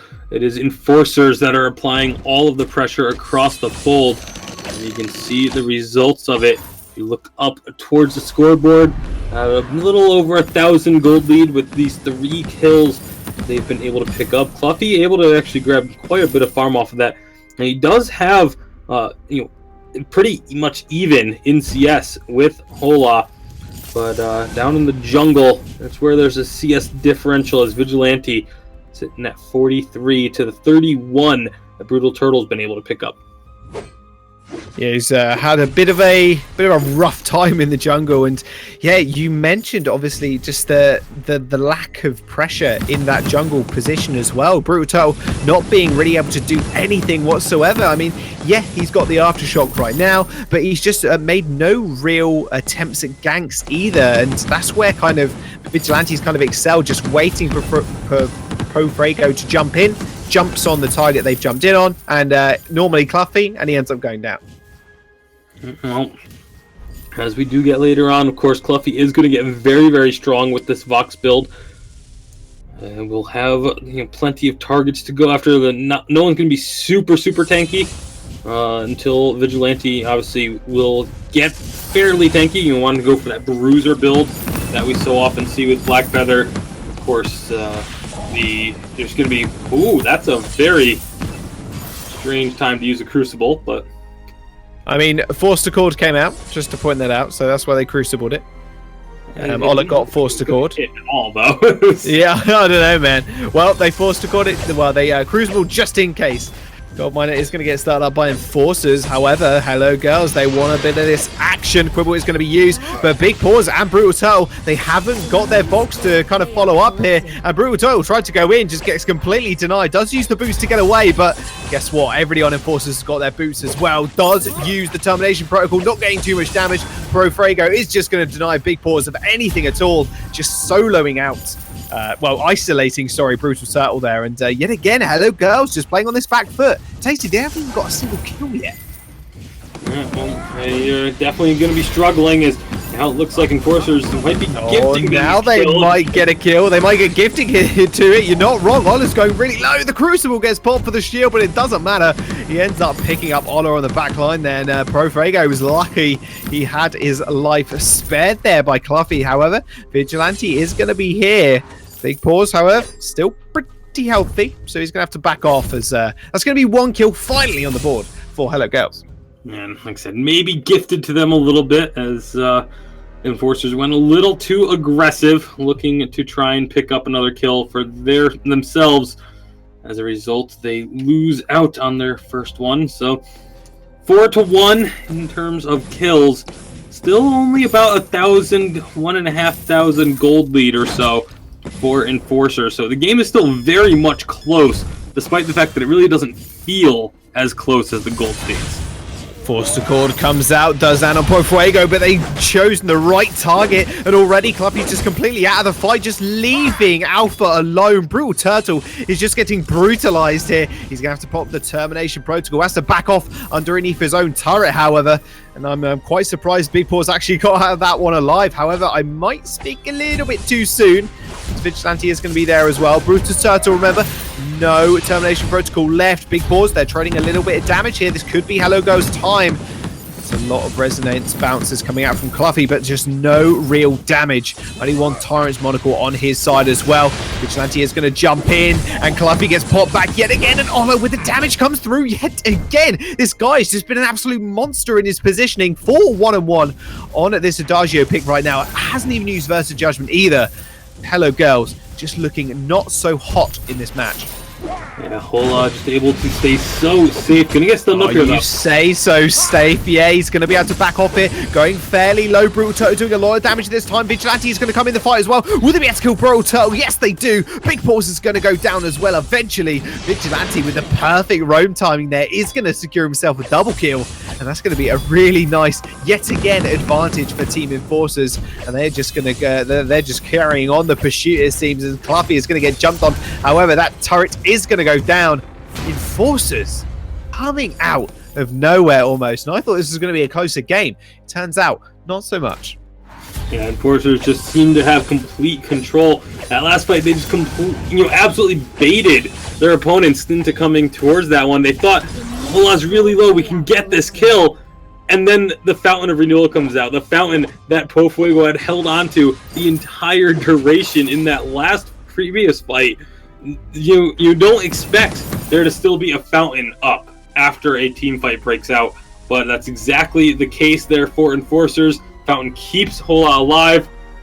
They pull them back towards their side of the map. Vigilante is able to come up from the jungle and join that, pick up a couple more kills. And just like that, this gold lead that was, just moments ago, I was talking about how it was only 1,500 gold or so, now jumping up to almost 5,000 gold in favor of Enforcers. Whew. And me and Scoundrel the other day were talking about the level of gold that some teams can accumulate from these big advantages, big team kills as well. And we were mentioning it in a couple of the games that 10k is just such a massive mark that for some of these teams they can reach it. And well, Team Enforcers right now are looking that way with that 5,000 gold lead right now. I mean, only 12 minutes into the game, Tasty. We got another maybe, well, depends how well Team Enforcers do, maybe another 8 to 10 minutes on the mark here. And gold lead's always been something that's been very fascinating to me, because we talk about them a lot. And 1,000 gold, that doesn't really mean a whole lot. Those 1,000 gold leads can disappear very quickly.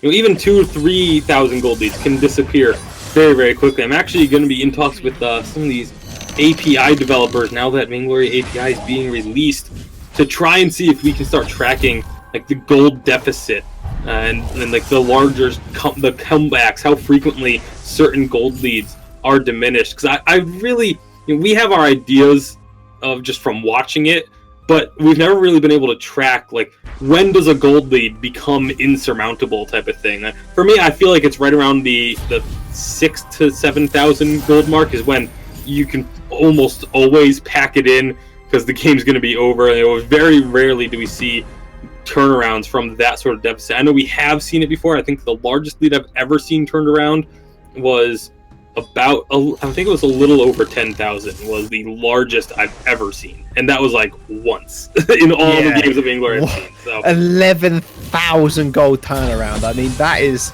pretty impressive getting to that number and then having that turned around in your face. I think is a little bit of a kick in the chin, right? Yeah, it was one of those two situations where the winning team won while having less gold.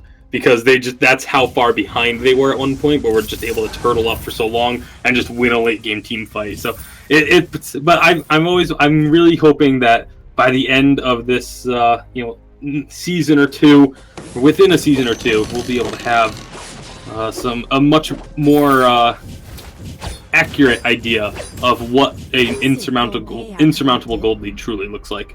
Well, speaking of gold leads, that's another 1,000 gold on top of the 5,000 already that they had. They're stretching up to almost 6,000 here now. And my goodness, Team Enforcers looking so strong. We did mention obviously before the cast that this could be a relatively close game as well, as Hello Girls have been looking extremely strong, but in this game maybe they just need to go back to the drawing board in the draft, maybe pick up something else. They do want to look for a fight here. Big Paws is going to come in, he's going to use the polite company. Quibble's still available, forced to court, only pulls for a Fragrant, not the person they wanted to pull in at all, gets a nice 2-man afterburn. In fact, they might just be able to pick at least one people off here. However, Vigilante in the backline yet again on that Black Feather is just doing so much damage. Ola gets jumped on, he's got the heals and he's got the damage as well. Termination Protocol for Brutal Turtle takes almost Vigilante down to a sliver of HP, survives through it, no worries. And Big Paws yet again the only member left standing, and they're going to take the Kraken as well. Yeah, they just have to get the Kraken aggro onto the individual they want, which is of course Pofuego. They're going to move over to the side so they can see if Big Paws is coming. He's not going to be able to get there in time.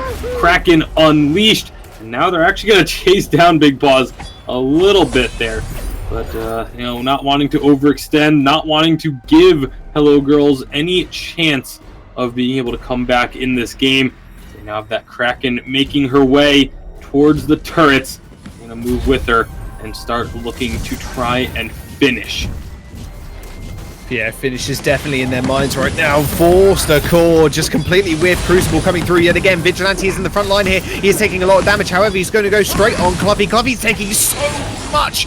So much crowd control as well. He's going to end up going down. And Profrego is going to jump on Brutal Turtle. Termination Protocol used. Vigilante might go down. His first death of this game, it could be, but he just takes out the Alpha. No problem whatsoever. Big pause yet again. Last member alive. Focus the tank last, and he is just going to get chipped and chipped away as the Kraken chips away at their base as well. Turret falls. Ace comes through. That means the buff's on them as well. And there, I think they're going to look for the end of the game here. Team Enforcers, Tasty. They are just coming up so big. Yeah, they get that ace. They actually stopped a little bit to work on the Crystal Sentry, then realized, oh wait, we should probably go and help Kraken in the opponent's base. They get one of those 2 Crystal turrets, but with the respawns coming through, they don't want to risk it, don't want to give potentially gold going back the other way. And because of how high this kill streak is for especially Vigilante, 7-0, if he goes down, that is a ton of gold that their opponents are going to be able to pick up. So they do not want to let that one happen. So just play it safe for now. Look for one more team fight. You've been winning all of them anyway, so just wait, have one more team fight, and try and end off of that. Yeah, funny that you put it that way. They've been winning them all anyway, so why not just wait for one more? That's wise words there from Tasty. Cluffy is going to actually just face check that Bush. Oh my goodness, that's so much damage. Just gets stunned up in the wall with Profuego, and he's just taking so much harassment in that backline. Hello Girls, just no defense on their side when it comes to Team Enforcers. They enforce their way into these team fights. Ola surviving somehow. However, Brutal Turtle is going to be able to pick up a kill. I thought this was going completely Team Enforcers' way. However, Ola is in the back lines here. He's just going to go down, I think. Yeah, they're going to flare him out. They're going to eventually find him. And that was the first team fight I think Hello Ghosts have actually had in their favor. Yeah, it feels like it. If there was another one, it was way back at the beginning of the game. Or they may have picked up 1 or 2 kills, but they finally get a team fight to go their way. They pick up 2 of the 3, so no ace for them, but they should be able to get some solid pressure down on this turret. Fuego can kill these minions off very quickly. Well, a lot of damage taking a lot of damage there from the tower. He's going to have to be really careful. Almost goes down. Did have the ultimate available. Just to get stunned up into the wall. Goes into the passive mode now. Infinite Reboot's going to come through. Not a problem. However, that's going to be a wasted ult there as well from Brutal Turtle. Won't have that for another 40 seconds. However, taking the turret, it's going to be as a +1 for them, at least in this game. Yeah, at least getting a little bit back. As Kraken has respawned, everyone from the side of Enforcers has respawned as well. Let's see if they decide to go and try and start this Kraken up while they know that the Alpha doesn't have the ultimate. This could be a really smart time to do so, but it looks like they want to make sure they get a kill or so first.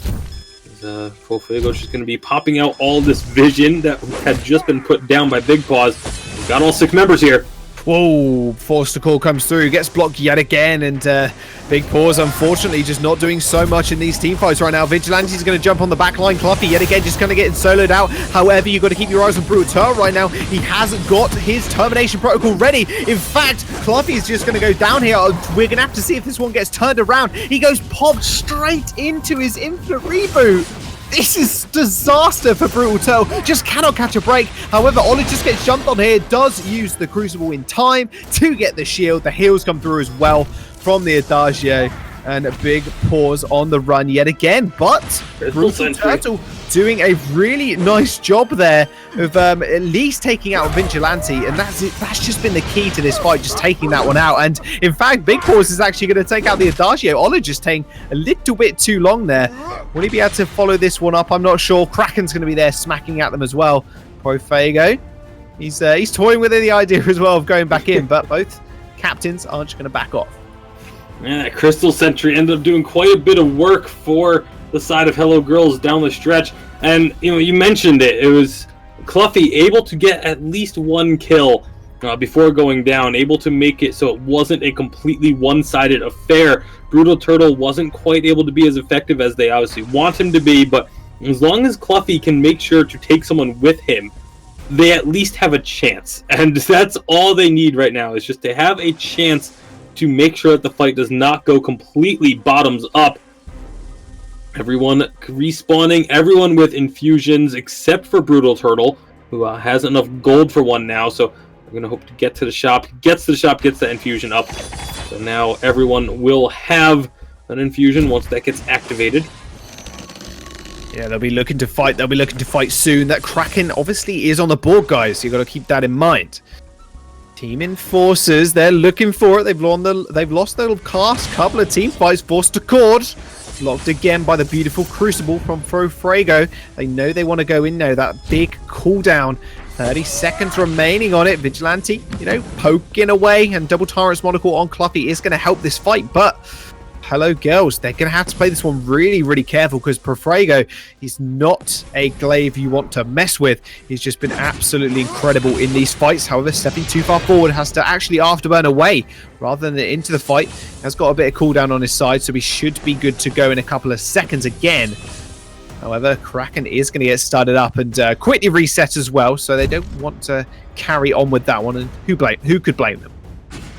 Forces. Oh, never mind. Here we go. Port again comes through. Actually, it's 3 members this time. Big Paws wants to go on to Adagio. That's going to be a lot of shields coming out as well. But Vigilante is going to get jumped on, almost killed. And that's going to be actually a kill going over once first for Hello Girls. Double kill, in fact. Fluffy finally coming up really big here. Like I mentioned, double Tyrant's Monocle coming through.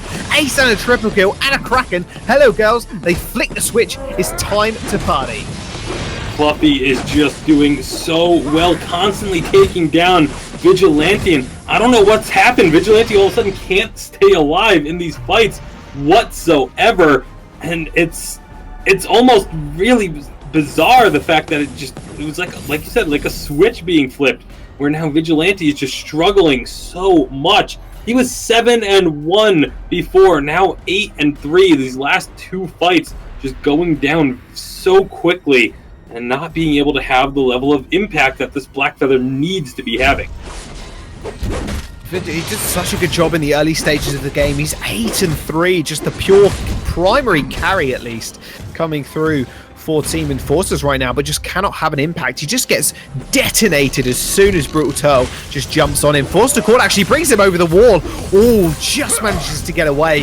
It's a beautiful Forced to Cord from Big Paws yet again. That's 2 in a row he's had that are just fantastic. Profrago is going to jump in, but Cluffy is in the back line. Oh, he's on the Ola, but he's completely alone. Vigilante just pulling back here. He's going to be able to pick up the kill. Now it's a 2v3 situation, and they are just going to jump onto Brutal Turtle. He's the one they have to take out. Ola is going to almost go down. Manages to get back to the base. Going to get healed up, but Vigilante is going to go down almost as well. He's going to have to be careful, but Hello Girls, they do not have the regen available to them from the fountain. Fighting at the wrong place in the wrong time. Big Paws is going to be the last one member alive. Double kill coming through from Vigilante, so he's finally pulling through on this one. However, the Kraken is just destroying their base, but I'm not sure they're going to care at this point. They're actually just going to run for the end here, Tasty. And they should be able to finish. They have much more damage than Kraken. Kraken's actually fairly low. Don't even know if Kraken's going to survive taking down this turret, as the turret explosion does a pretty solid chunk. They're just getting into the base now. Only 1 turret to go. This is going to be pretty down to the wire. I don't think it is. I mean, Cluffy is up in his second, and that will be a Team Enforcers. They're going to take game number 1 over Hello Girls. What a dominating game from them, almost slipping at the end there. Yeah, dominating game for about 19 minutes or so. And then all of a sudden, Hello Girls, they fought valiantly to come back. Many other teams would have just folded, would have called it quits, started thinking about game number 2 and how they would try and do better in that game. But Hello Girls, they fought tooth and nail, did everything they could. Unfortunately, at that last fight, Cluffy just kind of got isolated from the rest of his team a little bit, had the attack slow from the Alice Pauldrons put onto him, and was not able to get the kills they were looking for. And then Enforcers being able to fight right on their Sanctuary. It was actually, Hola was standing in the Sanctuary healing while sitting there doing a damage to Brutal Turtle. Just not an ideal situation for Hello Girls to finish the game off. But very, very well fought battle across the board. Yeah, we talked about this matchup, guys, as we kind of get back here after this first game, and how close this could be. Game 1 definitely did not disappoint, as we're looking at it was almost a base race between Kraken and Team Enforcers. They're running down the line to try to get to their crystal in time, or I'm sorry, to get to the enemy's crystal in time, so they don't lose that matchup. Interesting things to kind of highlight is the fact that, you know, once Cluffy got his full build, he was really almost unstoppable, and it really, I think the issue here was Hello Girls actually had a chance at winning this game. They just overextended with the Kraken push. They didn't need to. They just need to keep winning team fights in the jungle. They were doing that, but because of such the huge lead that Enforcers had, that one mistake, you know, one overextension gave them enough time in this late game. That was a very late game, 25-minute game. That means that they have plenty of time to kind of get back into it. But Adagio Glaive Blackfeather, we've actually been seeing Blackfeather being very useful in the challenger battles. We saw NRG play fantastic games with Blackfeather as well last week, so definitely keep an eye on that hero, and I really think you're going to see him prioritized by either Enforcers or Hello Girls going into the next game. It's definitely a pick they're going to want to focus on. Indeed. Well, with that, guys, we're going to take a quick break, and when we come back, we're going to get right back into the second game, so you're not going to want to go anywhere. A lot of excitement still in store for you guys tonight. See you in a bit.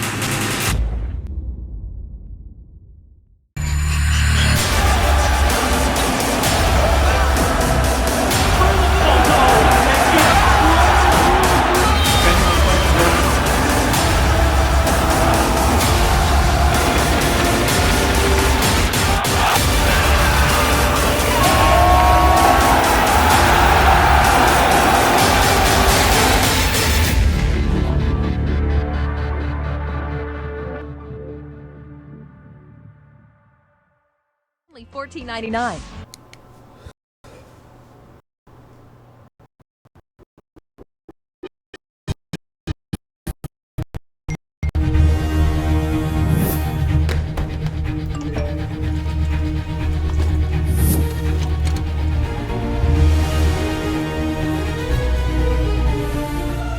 Don't miss the call.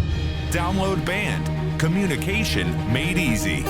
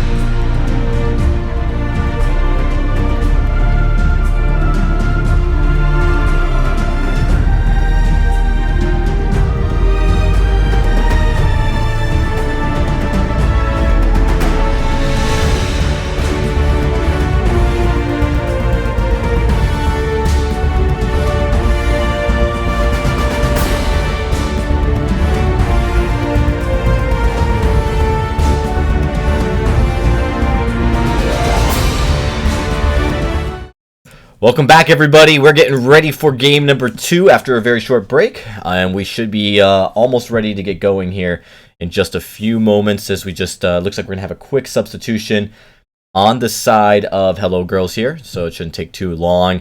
But really impressive match coming out of Enforcers. Jaws, I mean, that was, down to the wire. It was definitely a close game. Hello Girls was coming back, but no doubt Enforcers playing that early mid game very well. Yeah, extremely well. They came out with a force there, and just I think punishing Hello Girls' early game just from the positional mistakes in lane they had. Absolutely, and yeah. then just capitalizing on Alpha's just early game, just how she's not so good at it. Yeah, taking advantage of the slower start Alpha will have. Now, Alpha has the potential to get a little bit more sustain early. You know, she can basically die a full, go through her full health bar and then come back in a fight. But even so, you're right, a little bit slow on the damage output and the ability to engage. So what I really was impressed, I mean, obviously you have a Blackfeather Adagio Glaive. You've got a strong team composition. And of course, having that Adagio in the lane as a Crystal Adagio and going support Glaive just means that you can really harass that Vox in the lane early. So that was kind of in the jungle and the lane, they had that early harass and they took advantage of it. I think it's really important, as you mentioned, they took advantage of just over positioning by the side of Hello Girls. Hello Girls knowing that, or should have known that they were going to have some struggles in the early game, should not have given up that many kills, given up that kind of positioning where it allows like the first couple turrets to go down. And that was really a big problem for Hello Girls. But as soon as Vox started to really get into his late game items, definitely a different story. So what do you kind of expect? Maybe Tasty, you can chime in on this. Expect really from Hello Girls. They obviously know what they need to do to win a team fight, but they need to do something different in the early game. Yeah, and I'm wondering if some of it was just, not really expecting Enforcers to come out that aggressive with the composition that they had. It's not a Blackfeather, Adagio, and Glaive. Obviously, the Glaive you expect, but the other two you don't really expect to be trying to invade you early on. Blackfeather usually wants to get an item or two under his belt first. Same thing with Adagio. So I think the fact that they were just so aggressive so early kind of caught them by surprise and ended up digging them into a pretty deep hole.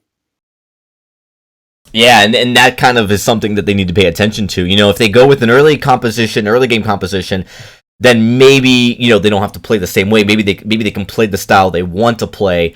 Maybe that later game composition wasn't something they were prepared for. But, they drafted themselves. They drafted themselves into it. So you really have to expect that when you know your weaknesses, specifically that early game, and going up against an Adagio in lane with a Vox, you kind of have to expect that as well.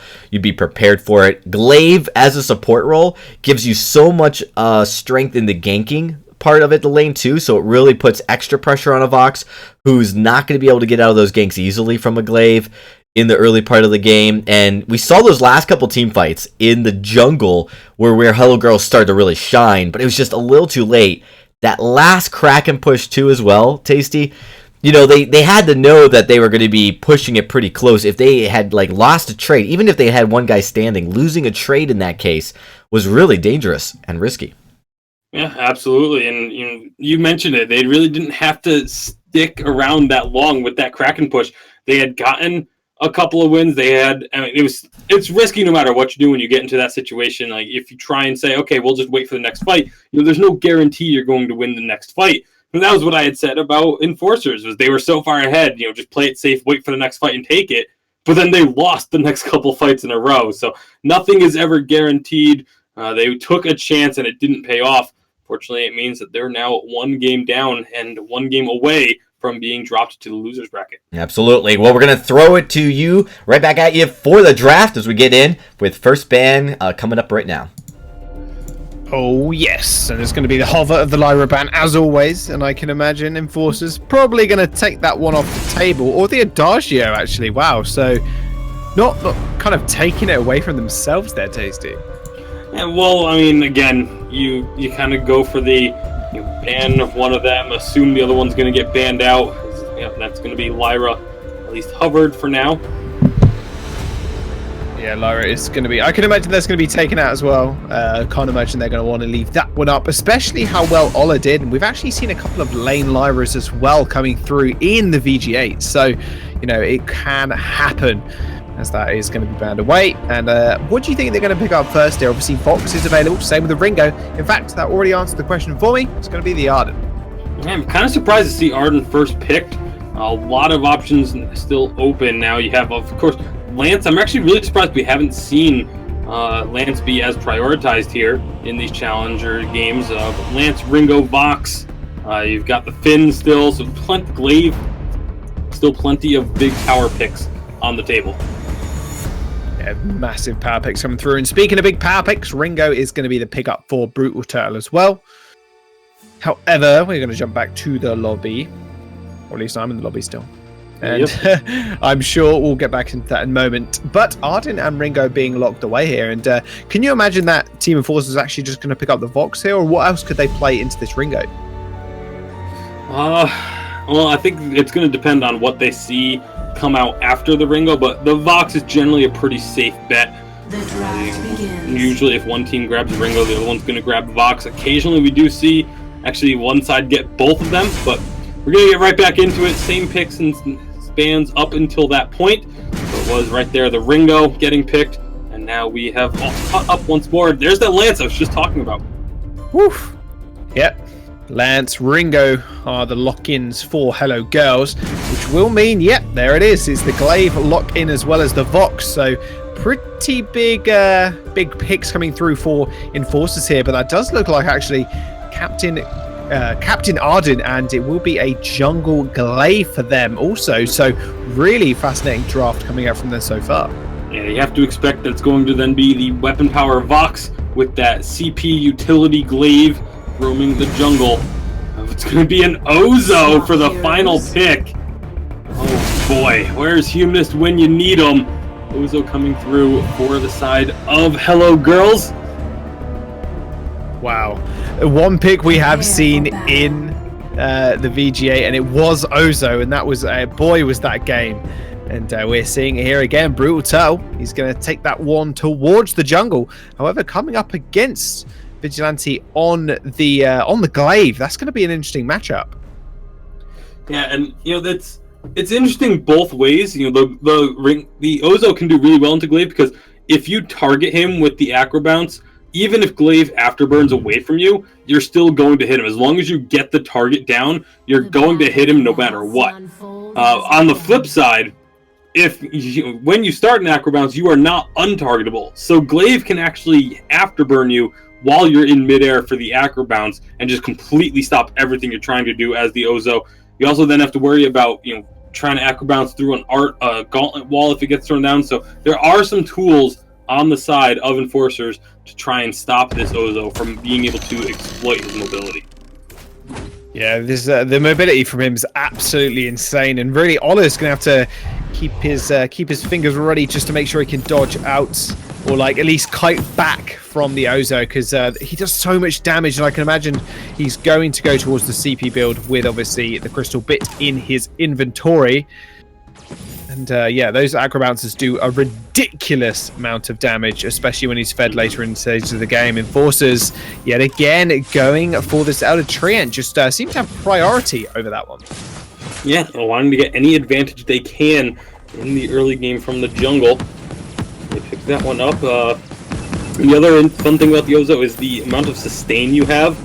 Obviously, without a Lyra or an Adagio on the team, he's not going to be quite as proficient, but the heroic perk of the Ozo just gives him extra healing received from all sources, including his own. So you have to be very wary of not getting baited in by a low health Ozo who then hits a big 3-ring circus and all of a sudden has half of his health back. Yeah, that's always quite frustrating. They're going to have to make sure they're spaced out, but Profrago is going to be able to hold some of those advances, obviously, as well. Same with Vigilante, obviously, does have the Afterburn, so something to keep in mind. And we'll see how they do want to interact with those as well, because that can be such a devastating combo. Gauntlet with the Afterburn, just absolutely horrible. And Ola is taking a lot of damage in the lane here. Arden's going to be there, obviously, for a bit of protection, a bit of shielding. However, Brutal Turtle has sensed danger. Come up to the lane. Ola, you've got to watch out, buddy. Almost went for a blind recall there. And he will be able to back off here, but Brutal Turtle putting on a lot more pressure early game than he did last. Yeah, looking to have an impact here in the lane early on. It's a little bit tough to do with the Ozo. He's going on Vigilante as well, and talking about Ozo, he's going to force the Afterburn away. However, does not have the bounce left available. Profrago is going to be here also. Does almost get stunned up into the wall. Profrago going really low here. Does manage to shield himself. Big Paws going in fact. Impale did not think that'd kill him.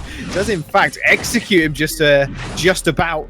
Brutal Turtle doing his best as well, just to take it down as much as Vigilante's jungle as he can. Does get the afterburn away. Does get rooted, however. Brutal Turtle, does he want to go in? Not sure he does. Not right now, at least. Vigilante will be safe for the moment. Vigilante, a nice job with that afterburn to secure the Treant. Got him just enough regeneration to make it so that Brutal Turtle didn't want to go for that kill. However, as a result of the first blood going over, is going to be a small gold lead for the side of Hello Girls. Very small, just under 1,000 gold in their favor. So don't expect that to necessarily stick unless they can make some more aggressive moves. We'll have to wait and see if they do want to go aggressive, because yet again, Team Enforcers, they have been known to go aggressive, and obviously we did see it in the last game, but at the moment, just Hello Girls just coming up trumps right now in this early stage. They do have about 1,500 gold lead in their back pocket. You did mention obviously earlier that it's not too influential just because how quickly they can be swung around, but needless to say, having that gold lead is always important. And the earlier you have that gold lead, the better it is too. 1,000 gold in the first 2 minutes is pretty massive, whereas 1,000 gold at the 17-18 minute mark means almost nothing. So they got this lead, they got it pretty early. That's a good sign for Hello Girls, as they're looking to even this series up at 1 game apiece. They will definitely want to go for that one, or as best of 3 rules work, Team Enforcers obviously will take the series and will cement themselves above Hello Girls. Arden is going to get jumped on here, but so is the Ringo. He's going to have to dash out of there. Use his little fancy feet. He's going to run away with the boots active. Was almost very, very close to being a disaster there for Hello Girls. All trapped up in that small, tight and close space is just a gold mine for Ola. Absolutely. Well, for now, both teams going to be playing a little bit passive, a little more defensive and wary, as neither side wants to make any sort of mistake. They don't want to overextend and put themselves into a compromising position. Big Paws and Dakuma are going to be backing off. I don't think we really touched on that, actually. I want to bring up Dakuma. I know it was briefly mentioned by Dragonborn, but coming in as a substitute in favor of Cluffy. I believe Cluffy had some sort of issue and had to step away for a few minutes, and so they put in Dakuma. Can't step away for too long. Ola is going to get bang-a-ranged, is going to get jumped on as well. Brutal Turtle with a damage follow-up was absolutely insanity. My goodness, really putting that Aftershock to good use. And in fact, an afterburn is going to be forced out from Vigilante as well, as he does have to back off from Big Paws. Big Paws has just been such an instigator in these fights. The Impale after Impale, and speaking of Impale, double Githia Wall comes through as well, and that's going to help. Dakamu is going to be able to pick up a kill there. Really fantastic sub in for Hello Girls, it seems. Already picking himself up a kill off the back of Big Paws.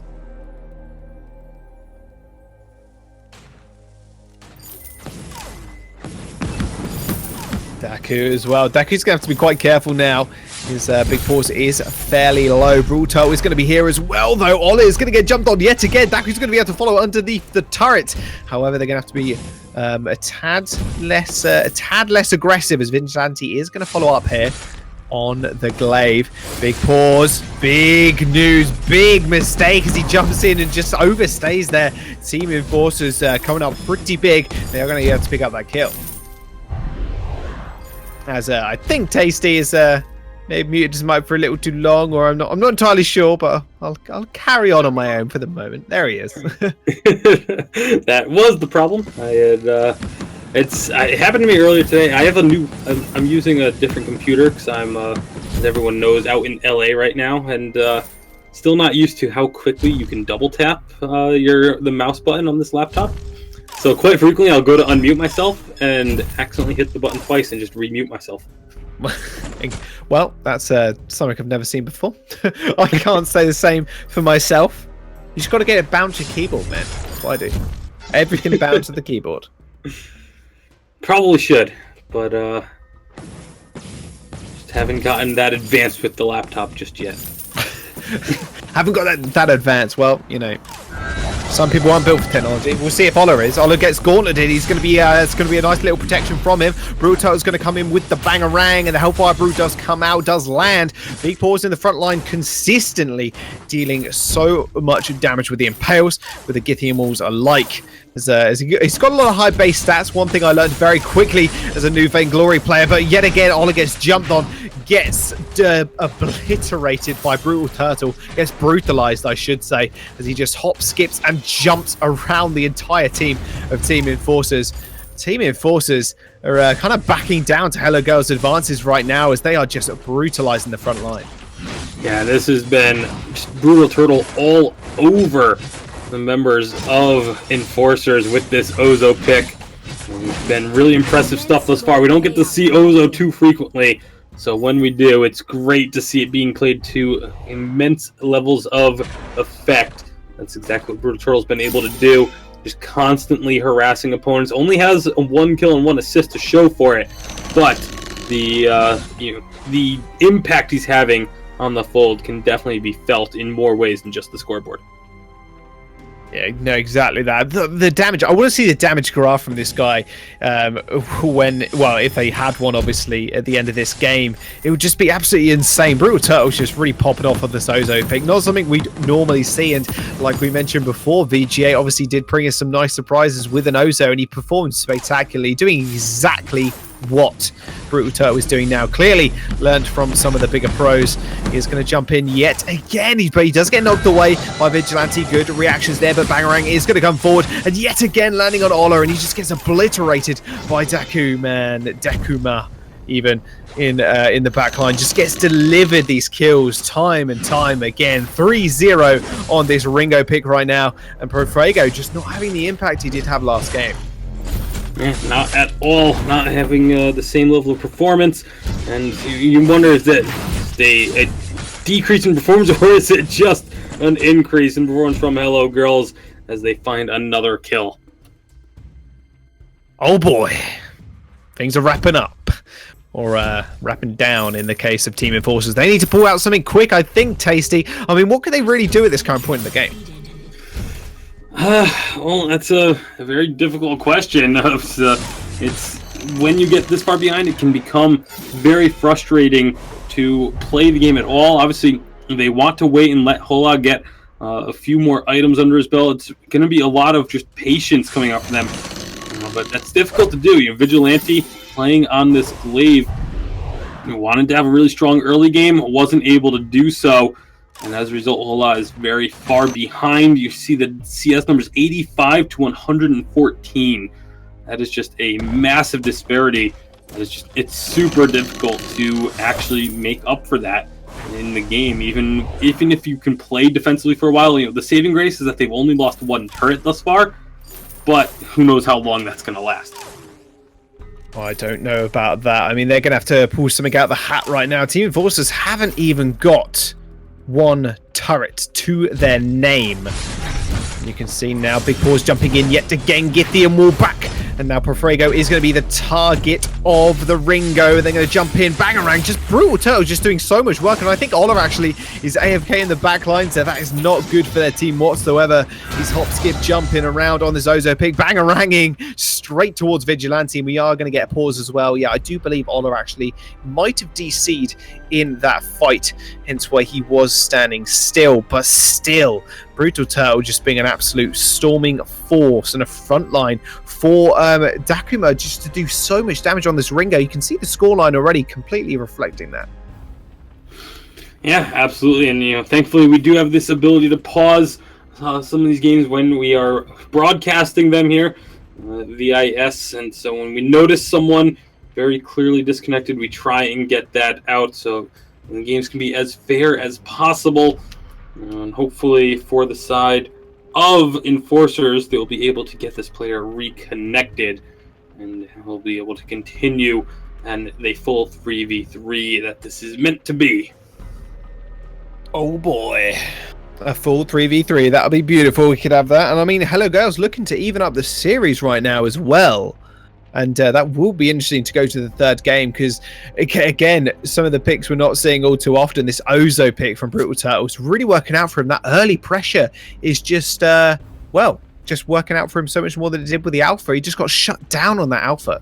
Mm-hmm. Yeah, this Ozo is just, like you said, the exact opposite of game number 1. He just has damage for days, able to just completely obliterate opponents. And with those acro bounces landing, he's not getting stopped. The afterburns aren't connecting onto him. The Gauntlet isn't able to slow him down. It just seems like nothing that Enforcers can do is enough to stop this Ozo from running rampant. Yeah, not at all. I mean, what are the kind of items you can kind of itemize against him right now? Because I thought maybe the Gauntlet could do something, but just every time he throws it down, it just doesn't really have any effect whatsoever. Well, we're going to get unpaused and see if they can find an answer. He is very low. Is yours unpaused? Yes. Oh, okay. Mine hasn't. Okay. Yeah, I was like, the Gauntlet came out, did land 2 stuns, but they just haven't been able to find the kill. The Fountain of Renewal did come through from Big Paws, keeping his team alive. So they'll be able to get out of a very sticky situation. They took down that 3rd and final turret. So they do have a base open to them. It's going to be even more difficult for the side Enforcers to survive these fights, as Brutal Turtle just finished off a broken myth to go along with the aftershock that he's been wielding for so much damage already. 12.5 minutes or so. The gold mine almost full. Kraken will be appearing in a little under 2.5 minutes herself. And 8-1. This is very much looking like we may be having a game 3. Oh yes, and I'm back in the game. It's all good. We back. No problems. Did I miss much? I think I missed 1 kill. It's all good. Nope, there actually wasn't a kill there. Oh, that's all right then. Gold miner is going to get taken up. Hello Girls are going to get that one on the board yet again. That Gold Leader stretching towards the infamous 10k mark. My God, we're getting there, Tasty. And with that, I mean, give me the top 2 things that Team Enforcers can do right now, apart from kill Brutal Turtle, because honestly, I don't see any other option for them.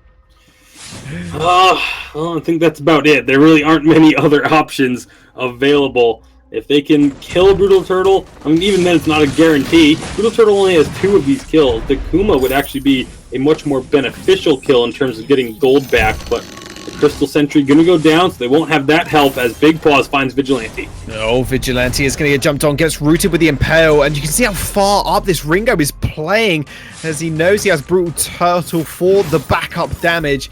And Team Enforcers decide, you know what?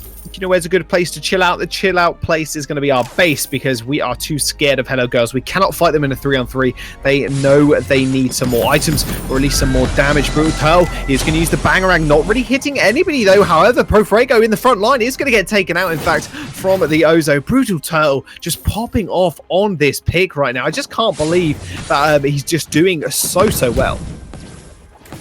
Yeah, well, they're looking to perhaps find another fight here in the base, but Hola and Vigilante at least going to be playing it safe, not giving it to them. We're just 30 seconds away from the Kraken, so I'd assume Hello Girl's just going to go back, grab this Kraken as she spawns, and then make their way down the lane and look to end the game off of that. Oh yes. Well, the best way to win the game is end the game. That's what I always say to my team. Best way to win the game is just take out those turrets, those pesky little turrets. Only 2 left on the side of Team Enforcers right now. They're looking in dire straits at this moment, Tasty. I mean, Hello Girls, it looks like just a matter of time before they close out this game.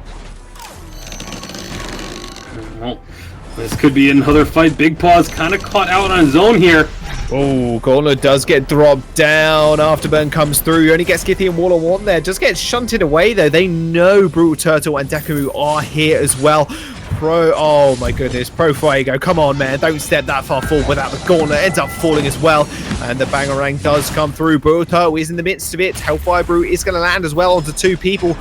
Ola taking a lot, and the majority of that damage. Vigilante is going to get the Afterburn across the wall. And that's going to be a kill coming through. The Afterburn, even the Hellfire Brew, in fact, just burning him down. Didn't even see him. I was actually looking at Vigilante there as another kill lands on the board, and another kill goes over to Decima. What a god on this Ringo. They're going to go ahead, eliminate the sentry, so that will not be a factor any longer in this game. Then turn their attention over to the Kraken. This should just be their path to cleaning this game up and making us go to a game number 3, as Kraken's gonna fall. No chance to steal it for the side of Enforcers, and now it all comes down to this. They need to try and stop this push, but they only have 2 turrets remaining in their base. 2 turrets stand in between 3 members of Hello Girls and the Kraken. Kraken's going to arrive in the lane, completely ignore the minions. Who needs minions when you could just shoot on those towers? And with that, Team Enforcers, they need to pull something out the bag here. Obviously, 3 on 3 with the Kraken available. Vigilante is going to jump in, and the Ringo is going to have to back off here. It's going to be a really tense fight as Brutal Turtle just runs in the backline, uses the bangerang, gets a lot of damage down. Hellfire Brew does come out as well to dissuade Ola, but Profuego yet again just caught in the front line, gets impaled, gets killed as well. Ringo just doing so much work. Dekuma just with the damage coming through has got the defensive stats to back it up as well. Ola is gonna have to back off here really sharp as gets impaled yet again. Brutal Turtle coming through with yet again another duck dip dive and dodge on the bangerangs. Vigilante is going to be able to secure Dekamu though, but the Kraken is going to come forward. I'm not sure he's going to be able to withstand this one, Tasty. It will be a game 2 coming through for Hello Girls, and that will be this match going to a game 3. Yeah, I mean, this game is so different from game number 1, where it was Enforcers dominating the entire game up until the end, almost losing it to Hello Girls, and then able to close it out. This time it was Hello Girls from start to finish, and never looking back, never really giving Enforcers much of an opportunity to get involved in this game. Never looking back, never looking down. Yep, that's a 1-1 in the series so far. Big match as well. They are 2 highly ranked teams, and we thought it was going to be a little bit of a closer game, but my goodness, this is definitely just flipping one side or the other.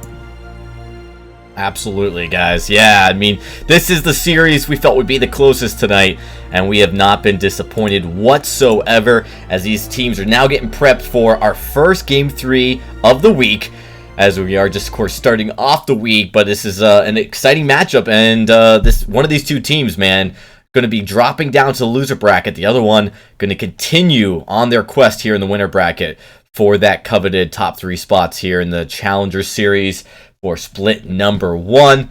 And, you know, looking at that, I don't know how surprised you were, Tasty or Jaws, to see the Ozo pick come out, but Brutal Turtle played a phenomenal Ozo, bursting people down like he was a Kashka. Just absolutely insane. Once he got that Aftershock, he was able to just go to town.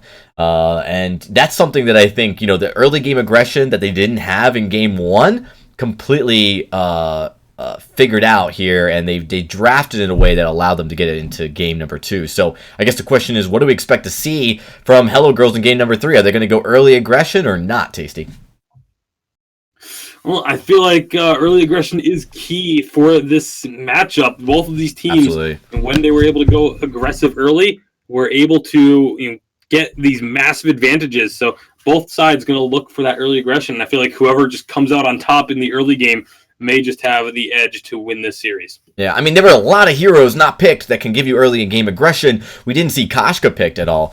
And, you know, that's something that surprises me. No Takas, no Kashkas, no, Ozo instead. So, I mean, both these teams have that chance. I guess the question is, do they want it, or how do they want to draft into this composition? I mean, the Ozo pick really surprised me. And it looked like Enforcers really didn't know how to deal with that pick, Jaws. It really didn't know. He just managed to get on the back line over and over again. Ola just didn't stand a chance. And I thought, Vigilante, he did get his glaive pick, and I thought, you know what, he's going to have some nice engages, followed up by Profago as well, obviously on the Arden. I just did not see that going wrong, basically that kind of team fight composition there. But Ola just couldn't make it work, just couldn't stay alive long enough for them to actually survive anywhere near a full team fight. Well, we're going to get into the third game, our first game 3 of the night, and Tasty Bacon, let's get right into it as the draft is unfolding. It looks like the Hello Girls want to ban away the Ringo, and that's exactly what they're going to do to start this one off. Ringo and the Lyra. Did we see that one being being picked up here? I do not think so. However, yet again, Adagio is going to be left on the board, and Cluffy is going to get his hands on it.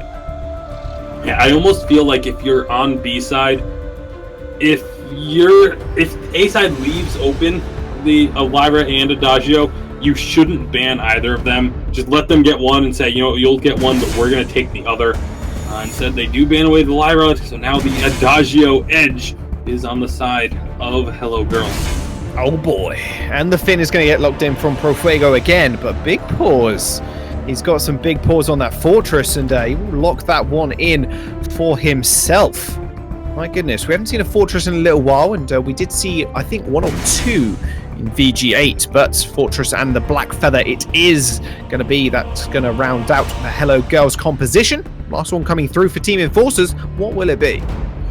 Earlier today, we saw in the VGL, there's actually quite a few Fortress picks coming through there, and it worked extremely well. Allowed these teams to be very aggressive, and it's very difficult to get away from a Fortress or a team that has a Fortress that is chasing it, because he has so much utility to bring that mobility. We'll see if it works out for the side of Hello Girls. Alpha will be the final pick. So Brutal Turtle didn't have the best of luck with it in game number 1. Vigilante's going to hope that he has better results here. Now that's on game number 3. It's all on the line for the winner's bracket. Loser of this is at least not eliminated from Challengers Split 1, but they will have a much more difficult road if they want to still try and get to the challenge battles. Oh, yes, indeed. And will Vigilante want to show up to this game and just show Brutal Turtle this is how it's done? This is how you play Alpha in the early game. Is he going to go super aggressive? We'll see, because it will be obviously the mirror match from the first game of this best of 3 with Brutal Turtle obviously on that Black Feather, and that's going to be a complete stark contrast, and this is going to be an interesting jungle matchup to watch.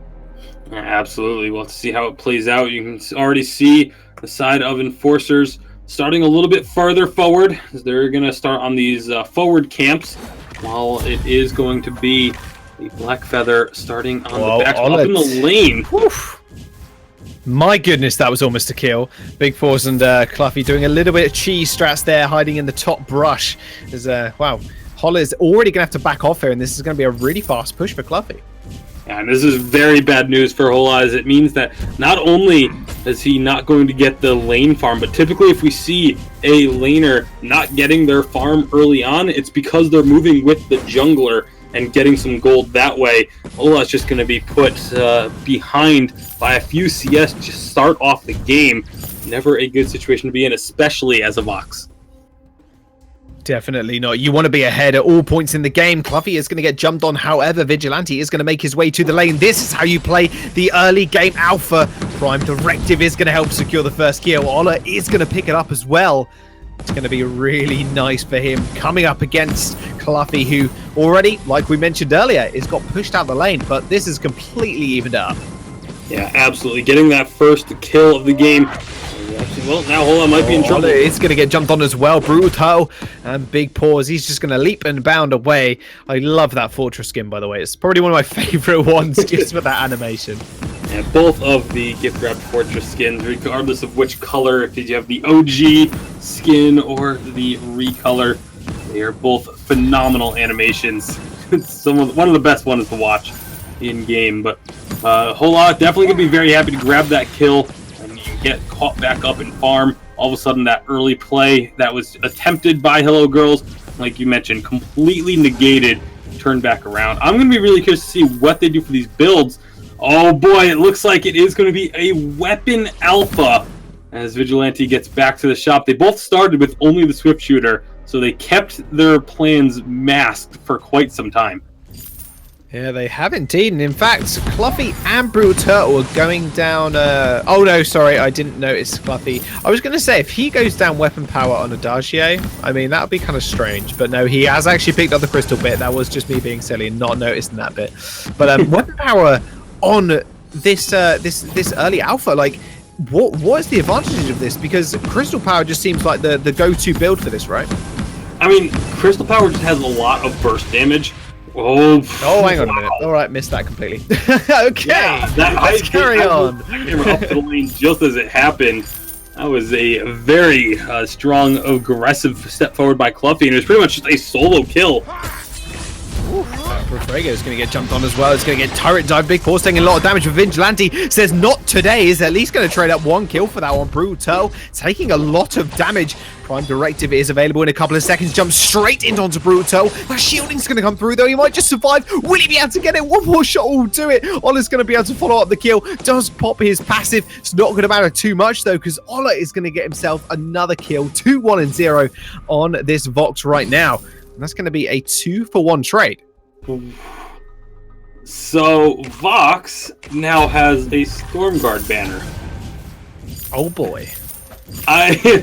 These builds are completely out of left field for the side of Enforcers. I'm trying to wrap my head around like where they're going to be going with these and what the intention is. Obviously, the Vox having that Stormguard is going to make it much easier for him to farm. They're doing a lot of damage to these minions, but I suppose if he's going to be going a Crystal Vox, he wants to have the Stormguard and the Storm Crown eventually to be able to actually take down objectives, because otherwise the Crystal Vox is pitiful at taking out objectives. But I feel like if you're going to go the Crystal Vox, like it's so important to get yourself an alternating current and the Broken Myth right away. Like those are such core and key items for him that delaying them to get the Stormguard or Storm Crown or Stormguard banner now, perhaps Storm Crown next, could be an issue. Yeah, we'll have to see if that does affect him. Did look like Hello Ghost wanted to go for a little engage. Going to be completely dissuaded by Profuego though. Just on that massive fin is going to be able to just kind of bat away the likes of Hello Girls. Brutal just trading fairly aggressively here as well. It's turned into more of a 3v3 in the lane at this current time. Brutal yet again going in for some poke damage. He knows he's got Cluffy there to heal him up, and that's going to be the main advantage, I think, of having the Adagio in the lane here. Brutal can just go for these such aggressive ganks and just kind of walk away scot-free. Absolutely. And so for now, we're still just going to sit at 3-2. Both teams definitely trying to go for that aggressive early play, like I kind of predicted they would. Neither side getting a clear-cut edge to it, though. Profuego and Big Paws both going to be finishing off their fountains. Both of the laners finishing their first tier 3, but one of them is going to be a lot more effective in trades than the other one will be, I fear. As Ahola does at least pick up a Eclipse Prism to have a little bit of extra damage with those Resonance bounces. Yeah, that's the most frustrating thing, I think. Just getting killed by the Resonance bounces, I think, is my most hated thing in Vainglory, not gonna lie, because you can just see it coming towards you and you're like, oh my god, please. How much damage is this gonna do? And you're trying to calculate it, like, am I gonna die, and just keep running away. It is the absolute worst. That's my main fear when playing up against Vox, that is for sure. But Ola is going to get jumped on. Profuego yet again, just being able to trade so much damage up as Brutal tried to jump in, and now Vigilante's got his hands in the mix as well. Does activate the ultimate, does not have the dashboard. Is going to just detonate in amongst absolutely nobody. Brutal taking so much, but Cluffy's just going to be able to heal him, and they are going to be able to take Vigilante. Attack of the Pack is going to get popped. Big Paws. He's got so many paws at his disposal now, just jumping under that turret. Profuego taking a lot of damage. However, Fountain has been popped. Would he be able to survive through? I think he will. Hello Girls being dissuaded from that one, but still being able to pick up a kill on their side is going to be able to at least cement their lead ever so slightly more. And a little bit of a misplay there by Vigilante. Popped the ultimate, which there's nothing wrong with using the ultimate just to get out of a fight. He could have just backed off, stayed on their side of the lane, would have just gone down and rebooted safely. Instead, felt like a need to try and get in and do damage. Didn't actually get any damage to connect. And it's a weapon, alpha. That's not the ultimate isn't the end all be all. You're not going to be one-shotting people with that ultimate with this particular build path. So definitely hope Vigilante plays a little bit. Primarily, you want to be using that ultimate in a situation like that, just to get out to safety, keep yourself alive and fighting. Alive and fighting. That's the key to winning fights, eh? Just staying alive. That's a very simple advice. Hard to actually pull off though, especially if you're someone like Ola or Cluffy when you're in the back line just getting dove 24/7. But the gold lead, not too much in favour of Hello Girls right now. They are just continuing their onslaught on this tier 1 turret. And they will just back off here. Gold miner is at max here, Tasty. So we'll see if they will actually do want to start this one up. It does look like they want to. Team Enforcers, though, not reacting too quickly. And it doesn't look like actually that's going to go over unless they want to go in for it now. Pro Fuego has got the ultimate available. Is he going to want to use it? Look at him. He just wants to use it. Come on. Brutal's the only one there, man. Does manage to not want to, just doesn't pull the trigger just yet. Forced Accord just not being used at all at this current time. Not sure, but actually when he hits 6, I want to know if he actually has only just hit that one, because not using it whatsoever to even just draw Cluffy out or draw some of those crucibles or reflex boxes is, I think, quite important for him. I mean, this early on, it's still on a very long cooldown, so it may have just been a fear of, not hitting someone with it, or if it does get blocked and then you're stuck without it for so incredibly long. Wanted to make sure they have the right opportunity. But I definitely agree, when they saw the black feather down on the bottom of the map, would have liked to have seen him pull the trigger there. Of course, we don't really see what they see. Gets Big Paws. Whoa, there we go. Force Accord used on Big Paws. However, just leaps and bounds away, Tasty. No need to worry for that fortress. He's quite tanky as well. Going to be with the captain role. Anyone that plays the captain role, gets relatively tanky at the very least. Oh boy. Engage again. Big Paws trying to go in. Does have Attack of the Pack available to him if he does want to disengage with that one. But Brutal and Cluffy are going to be mighty fine up here in the lane with all those heals from the Adagio. So they haven't really got a need to worry. And Big Paws as well. He's got a fair bit of healing on his side also. With this extremely unconventional Vox build, went for the Aftershock after picking up the Storm Crown. This is the type of build we expect to see from a jungler, not from a laner. He's using it to farm up pretty well. He's actually still a little bit behind Cluffy, so it's not giving him a massive advantage. Does finally finish off the alternating current, so that'll be a lot more power for the Vox now that he's got that one done. Oh boy, a lot more power. Can he use it though? Hello Girls, yet again, just continuing. Just the amount of harass they're doing is absolutely insane. They're just consistently pushing Team Enforcers up to their tier 1 turret, just over and over again. Brute Turtle just trying to get a bit of damage down now, but Ola just doing, with those resonance bounces as well, just an absurd amount of poke from him. So they really have to be kind of careful where they position. Yeah, the positioning is going to become extremely crucial. You want to stay spread out enough so that you don't get those resonance bounces onto you, but you still want to be close enough that you can collapse onto a target if need be, and be close enough for the healing that's going to come out from the fountain and all that. But Ola, Big Paws, Attack of the Pack comes through, and Alpha's in the front lines. This one will not exactly where she wants to be. Termination Protocol is going to get opened up. She tries to prime direct over the wall. That's going to hit 3 people, and the Vigilance as well comes out from Cluffy, but they're still alive somehow. Black Feather, just huge damage coming out from him. Is going to manage to take out Vigilante. What was that? Vigilante with the 3-man termination protocol, but Cluffy says, no problem, boys. I got your back. Just heals them all up. That's absolutely insane coming out from Cluffy. Forced Accord over the wall, though, does pull the gold miner. Did not think Profego would want to go for that one, but does delay them a little bit here, Tasty. And he might just want to go for the steal. Nope, doesn't want to risk his life all too much. Nice gold payout there from Hello Girls, but that team fight, Cluffy just clutching that one. Oh, speaking of unconventional builds, as Cluffy did get, again, great work in that team fight. Big Paws just picked up an Echo. So now, just when they feel like they are going to be safe and those wolves aren't going to be hunting them down, Big Paws can just pop that Echo and use that ultimate once more. See if it works out. It's a little risky to do, I feel like, with a Crystal Vox, because Vox is going to be able to kill those wolves very, very quickly. You can see these resonance bounces tearing through Cluffy. Oh boy, he's not having a nice game at all. But I mean, he's got the healing. I guess that's kind of good for him. But realistically, you're not going to be able to. Your cooldowns aren't going to be off that quickly. And Ola's just doing so much work right now. And look at the build coming out from him as well. Storm Crown. I mean, what you mentioned earlier, he's going to be so good at taking down these neutral objectives now, including obviously the turrets also. And that's kind of the main point you made earlier, was that he's just not going to be as good at taking down those objectives, but kind of made up for it by buying the Storm Crown, right?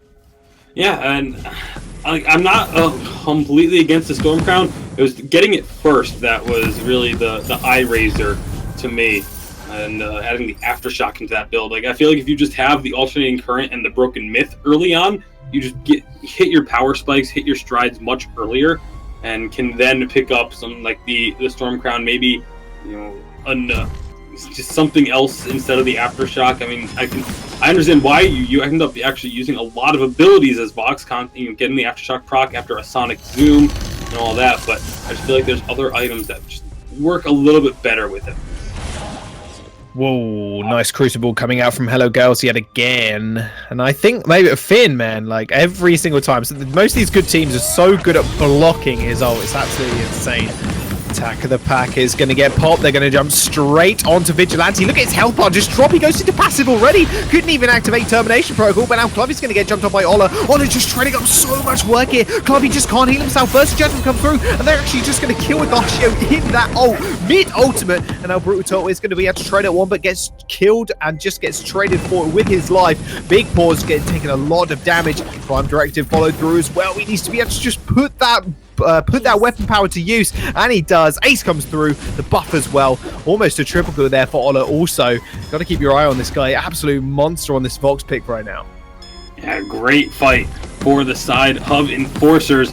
As the weapon Alpha, like you said, you got targeted down extremely quickly, but has that Termination Protocol, has the Infinite Reboot, was able to get back up and join the fight again.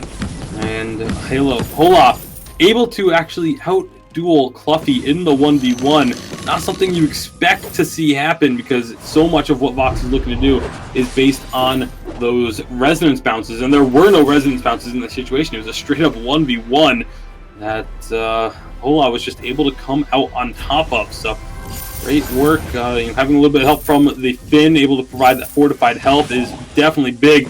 Huge block there from Big Paws. Big Paws has been absolutely on point with that Crucible. Yeah, oh boy, you have to be. I mean, if you get dragged in on that one, you are pretty much done for. Brutal Turtle taking a lot of damage from those resonance bounces, and yeah, just literally shattering the whole team's HP bars. As soon as Ola just Sonic zooms forward, literally anything he does, just whole team just takes so much damage. And really only Cluffy just being able to regen that is helping them at least. Both teams kind of little Mexican standoff right now with their shooters obviously holstered right now. Don't know if they want to go for this one. Profrago did use the Polite Company. Attack of the Pack is going to get used. Ola, watch him. Look how much damage he's doing already. The stuns do come through, and Black Feather's just silenced. Brutal Turtle's going to have to dodge out of this one. Vigilante is going to follow up. Actually, just a Prime Directive straight onto the Kraken, but Brutal Turtle is just completely out of there. Does not want anything more to deal with Ola. And they're going to be fully backing off. Look at how healthy everyone still is on the side of Enforcers after that. They did manage to avoid taking any kills on the side of Hello Girls, but they definitely lost out on that fight. Kraken is going to be close. They do secure it, and now they have a fight. Close enough. Big Paws gets taken out as well. Prime Directive followed up with a core charge from Vigilante will secure that kill. Kraken is going to want dirt to the lane as well. Team Enforcers looking to close out this game. This has been a much closer one than these first two games have been. It's been much closer, but it is still right now looking like Enforcers have a sizable advantage. Nice reflex block from Cluffy to avoid the forced accord, but Enforcers are still going for it. Oh, he's still going for it. Brutal was almost going to go down. That Prime Directive followed through. What was that? The turret is going to fall as well. That Prime Directive did not look like it hit whatsoever. Just followed him through the animation. Brutal Turtle falls. The turret is going to fall as well. The Kraken is so healthy right now. Attack of the Pack is going to get popped. However, Vigilante is still on the offensive. Cluffy going really low, taking a lot of damage from the resonance bounces as well. Big Paws popping the Attack of the Pack yet again. And he is going to get almost taken out there. Reflex box actually just in time to get the added shielding.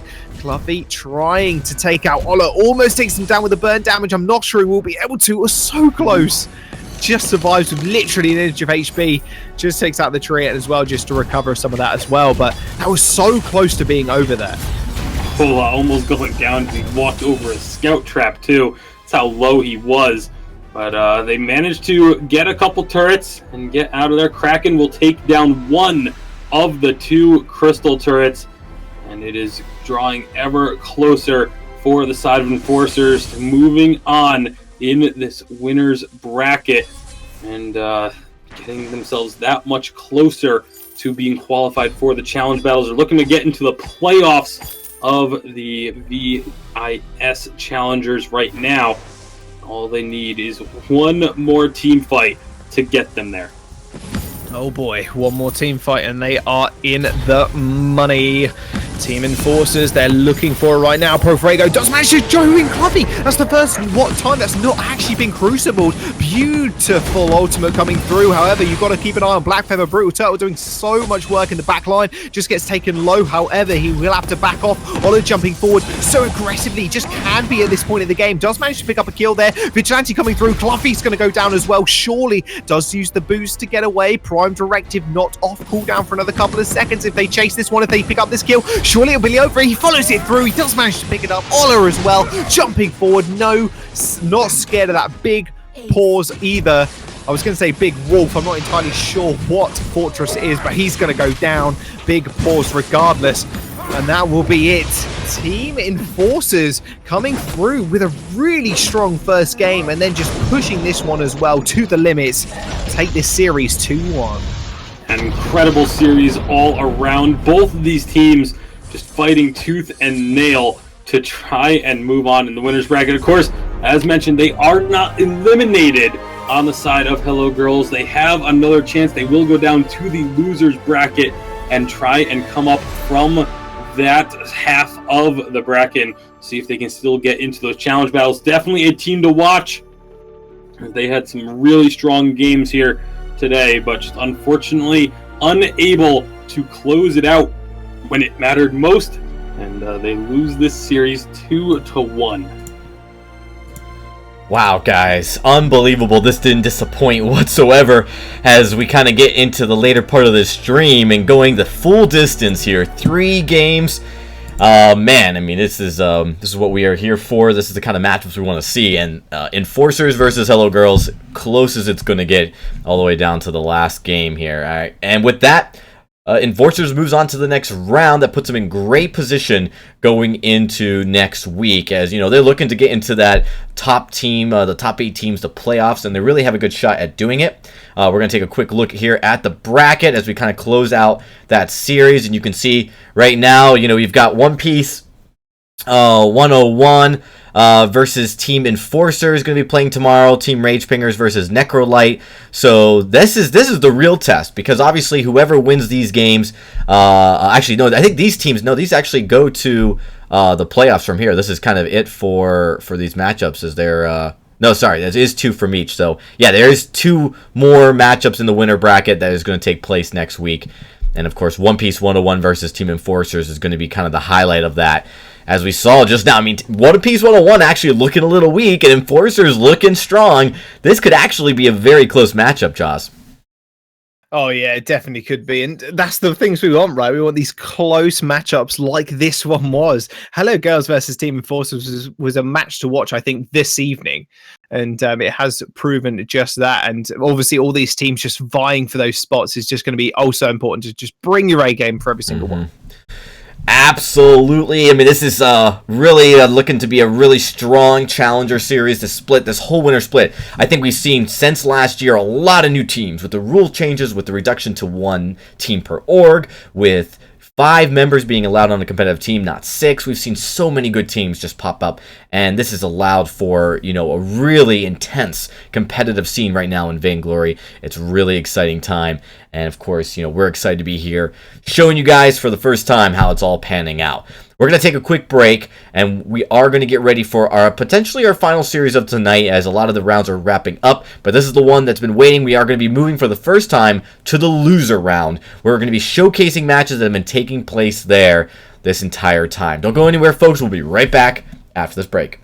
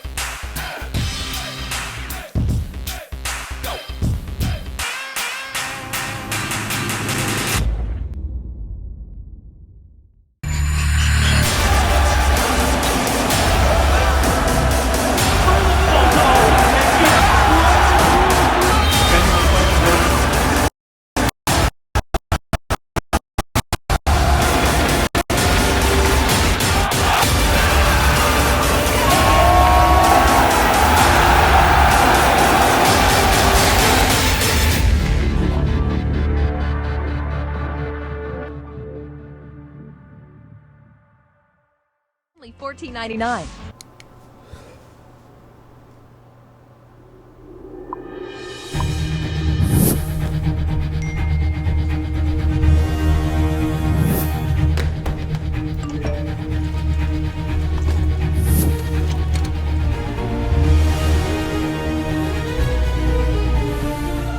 Don't miss the call. Download Band. Communication made easy.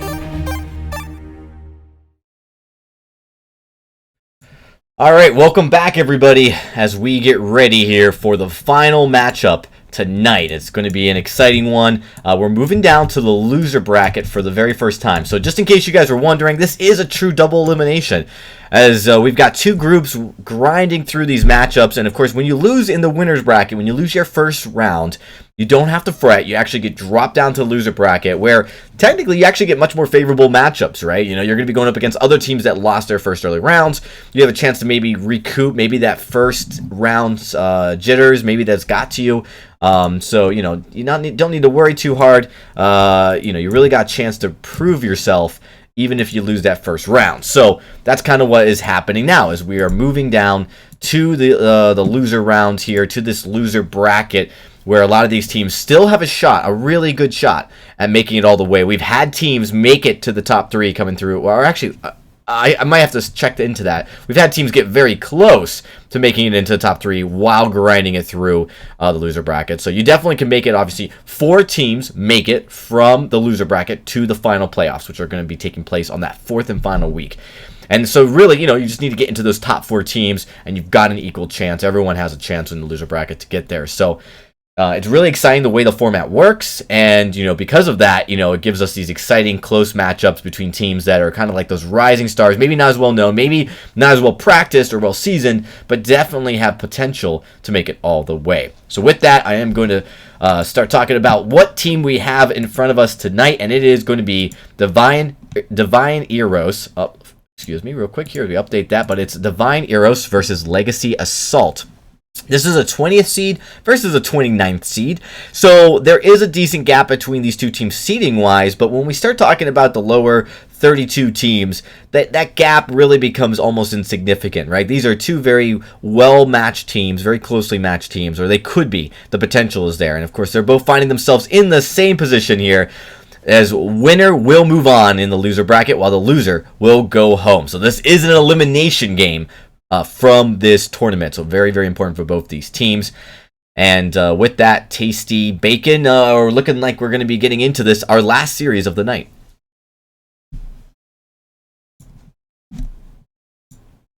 Oh, tasty. Yep. Just coming on. Sorry. So I was not ready for that one, as I was taking a drink of water, but we are going to be getting into this one, final series of the night. And again, now that we're in the losers bracket, this is going to be win or go home. So do or die situation for these teams. Absolutely. These, you know, it's really kind of like the stressful part of the tournament, right? You know, if you're in the winner bracket, it's not too stressful. You've got a chance to maybe make a mistake here or there, but then, of course, coming into the loser bracket, everything is on the line. Every game really matters. So we're almost ready to get started here. And I'm kind of excited to kind of see when we get into these lower seeded teams, we're going to start really seeing the meta change a little bit. You know, when we talk about, like, there's the meta for, like, the very top teams, the the Vainglorious Silver, and the very high Vainglorious Bronze. And then as you start to trickle down here, some of these other teams, they're newer, they maybe haven't studied the competitive side as much, or maybe they have, but you do expect to see some surprises. Maybe there's a hero that they just really perform really strongly on that they prefer, kind of like what we saw with Gwen in the earlier stream against One Piece 101. I mean, unusual to see Gwen play 2 times in a row in a match, and yet maybe that person felt like that was the hero they could do the most work on. So definitely kind of excited to see maybe how the meta looks right in this matchup going in today. Yeah, most definitely. I mean, we've had some really interesting picks coming through already. I mean, we've had a Fortress, something we don't always see. It's you know, it's hovering on maybe the borderline of being viably competitive. It didn't obviously work out in the last game, and we've seen who else have we seen that's kind of interesting? Oh, Scarf as well. The Scarf. How could I forget the Scarf pick? So I mean, there's been a ton of heroes being used today already. So it'll be I'm interested to see whether they'll want to ban Adario and Lyra. I can imagine they both teams will, going off of previous performances from other teams, but we'll have to wait and see. Yeah, no Flicker though tonight, which I find a little bit interesting, given how we really saw Flicker kind of resurge during Vainglory 8 Tasty. Yeah, absolutely. I mean, Flicker was, I don't know if I would call it a resurgence. It had a few picks here and there, but it was definitely very successful. I mean, if you just looking back on the Vainglory 8, I believe showed up in 2 games or something like that, but won both of them and very dominant. It was even drew a ban. But then if you go back to last week's challenger, Flicker had one of the highest win rates. It was 10 games, 8 wins, 2 losses. So across challenger and Vainglory 8. I don't know. I can't speak for the stream games that played off stream today in VGL and VIS, but Flicker sitting at 12 games with 10 wins. It's pretty impressive. Well, we're gonna get into the draft for this game 1, so I'm gonna kick it back over to you, Tasty, as we get going. But yeah, I mean, we'll see how it looks. It looks pretty standard so far, right? Yeah, absolutely. Looks very standard. Lyra, Adagio banned away. Lance first pick. Again, was surprised we haven't seen a higher focus on the Lance. Finn, and there's the Vox and Ringo taking off the board as well. So those are the kind of the top 6 that you expect to see. Yeah, indeed you are. And even Attacker is going to be actually locked in. So it's the second time we're seeing Attacker this evening. So that'll be heading towards the jungle. A bit more of a on-meta comp, a proper jungle hero, a proper laner, and a proper captain. I was going to say carry, but no, Lance isn't a carry. Well, it depends how hard you play the Lance, I guess. But Koshka is going to be the matchup against the Taka. So really, really aggressive early starts from both junglers, I can see.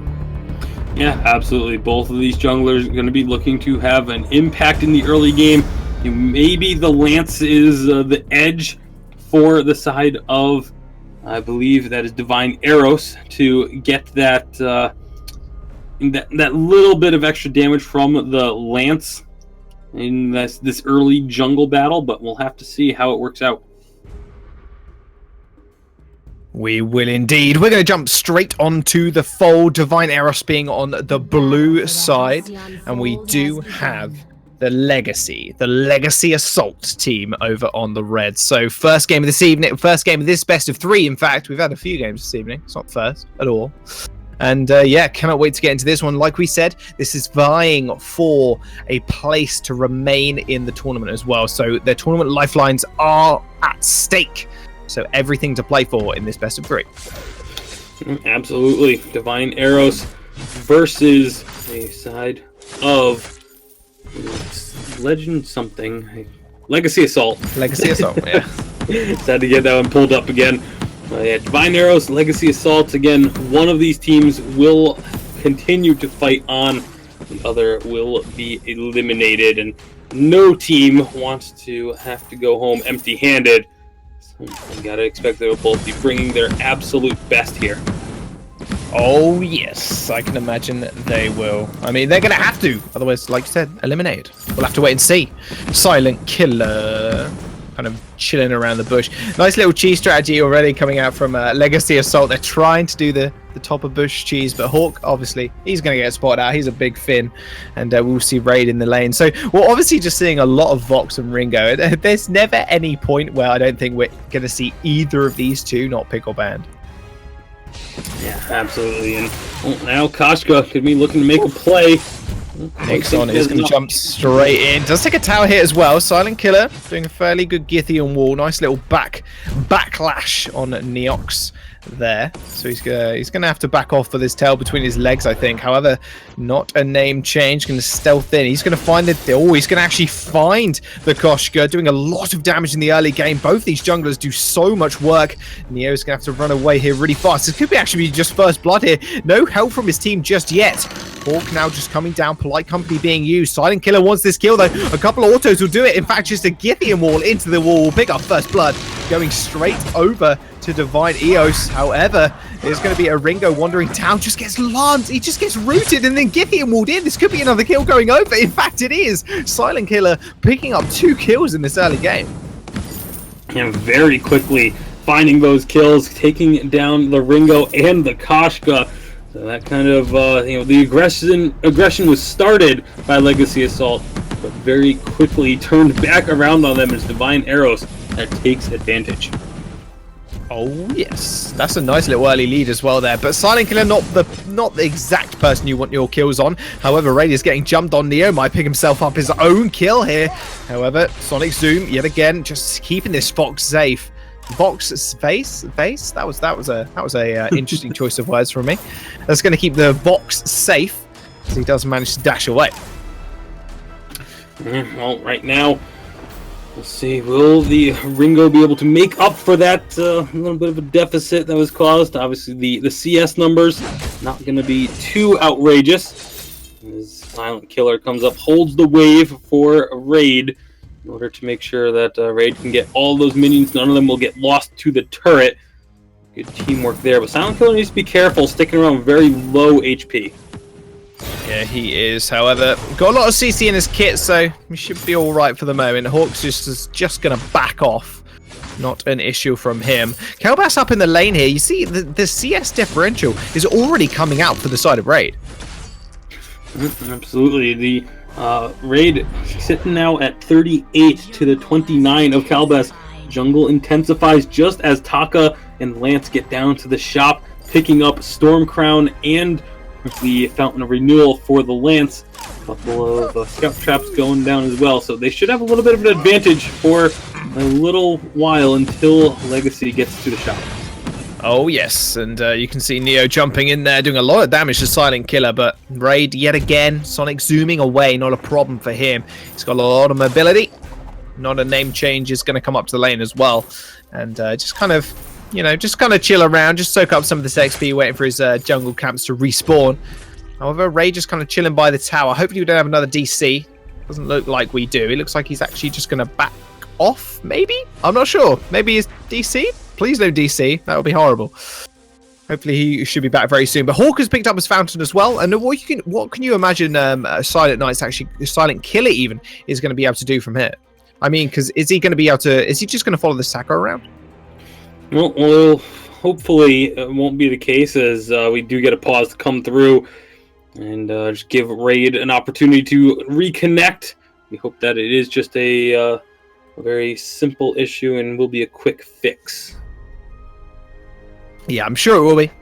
Not a problem. But we can just talk about the game that's going on right now. That's gives us a little chance to discuss it.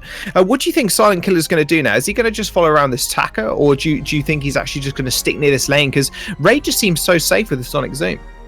I feel like he's going to have to stay near the lane, because while the Sonic Zoom does help keep him safe quite a bit, Koshka, as she gets stronger, gets a little more items in her belt, like, you're going to need the Impale or the Githian Wall in order to truly keep Raid safe up there and able to farm easily. So I would expect Lance to stick up near the lane, maybe dip down every so often just to help out the Taka if there is a jungle skirmish going on. But it's there's such an emphasis on making sure your laner is safe and able to farm up. Yeah, most definitely. And yeah, maybe not having the right protection. Like, yeah, one Sonic Zoom, it might be enough at some instances, but if you are pushing up, obviously with your Renaissance bounces, it could be a little bit dangerous for you, especially when you got a Koshka on the other side. And okay, so like we're coming into this game already, and Koshka she's been such an impressive force, but with those 2 kills already going over with a couple of assists as well, there isn't too much of a gold disparity, because if they're on Raid, for example, he'd be absolutely loving it right now, but being on Silent Killer just hasn't really helped so much. Do you think he's actually going to kind of maybe put those into something more aggressive, or do you reckon it would just be support items and be boring? Because I'd love to see, the aggressive Lance builds coming out, like a weapon power one, but I doubt we'll see it in this game.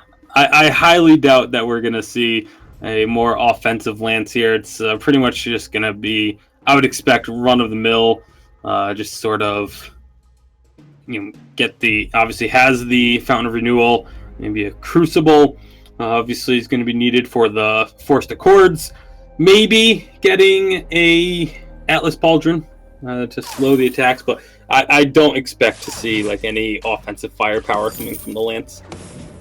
Oh, that is a pity. I'm not gonna lie. Seeing offensive lance is not only terrifying, but it is hilarious to watch. Only when you're spectating, though. So, that's pretty cool too. Well, we do have the unpause, and Raid does get his back is moving. Hopefully, you were able to get unpause as well. It's all good. I made it this time. Awesome. I don't know what's been going on with my client, man. Sometimes it just flips out a little bit on me and just decides to not unpause and just forever hold me in that state. But we good now. We good. All right. Well, they are going to be, like I said, back underway. Taka looking to make a move in on this Ringo, perhaps. Oh, X-Retsu does come in, and Kelbass takes a lot of damage, has to back up, and Rage is putting a lot of damage down there as well. And you can see Neo, he is off to the sideline, he is going to jump in, doesn't have Yummy Catnip Frenzy. Oh, he does have that available, he's level 6, however, 2v3 situation, Hawk taking a lot of damage as well. It's Divine at the moment, just doing an absolute fantastic job of just pressuring Kelbass down. Yeah, absolutely. They are just all over this Ringo, keeping him from being able to farm as safely as they'd like. Obviously, he is doing a pretty good job keeping the CS numbers fairly close. But Divine Arrows, definitely the ones that have been more aggressive with these plays and have been able to find those couple of kills. Kashka just got a Shatter Glass, though, so that's going to be a big burst of damage coming from her. That looks, honestly... That looks terrifying. We'll see if she does actually want to put some of that damage to good use. X-Retsu in onto Kelbass, and does like not name changes. He's going to have to back off here. However, Kelbass going really low. One more auto will do it. He doesn't end up taking him down. Does spot the potion in time. Neo taking a lot of damage. X-Retsu comes in again, and there he goes. Dip, don't dive, and dodge straight over the head of the Ringo. Kills him. Just slices him up with his 2 long blades, and that will be it for him. 3 kills on the side of Divine already. My goodness, they are doing a fantastic job, but beautiful force to call Raid. He has to get killed for that, surely. Neo just can't finish up the damage. However, the Gold Miner will finish it up for him, it seems. X-Retsu down onto Neo, and that's going to be another kill coming through. In fact, on the side of Divine, they are still going at it for some reason. Kelbass coming through, and there goes my iPad. It just fell over. Good job, Stan. And that was actually really terrifying. I thought it crashed, but we all good. We all good. Right. Well, the side of Legacy are. Yeah, Legacy definitely having some troubles here. 4-1. It's about 1,500 gold lead, so it's not too bad at 8 minutes to be behind by that much. But if the members of Divine Arrows continue this level of pressure and continue to grow this lead, you can see the Taka Storm Crown went straight into some armor, so very much going to be looking to keep this Ringo shut down. Doesn't have a lot of damage, though. Oof. That's, that Shatterglass really working out for him there. Both captains, however, they're coming forwards. They are just providing a lot of that support, but Neo, he's going to jump onto Do Not Name Change. X-Retsu down on to Kelbass. Not doing too much, though, and that will be a kill actually over to Do Not Name Change, and Neo is going to end up going down. That's going to be a nice another kill coming through for Raid.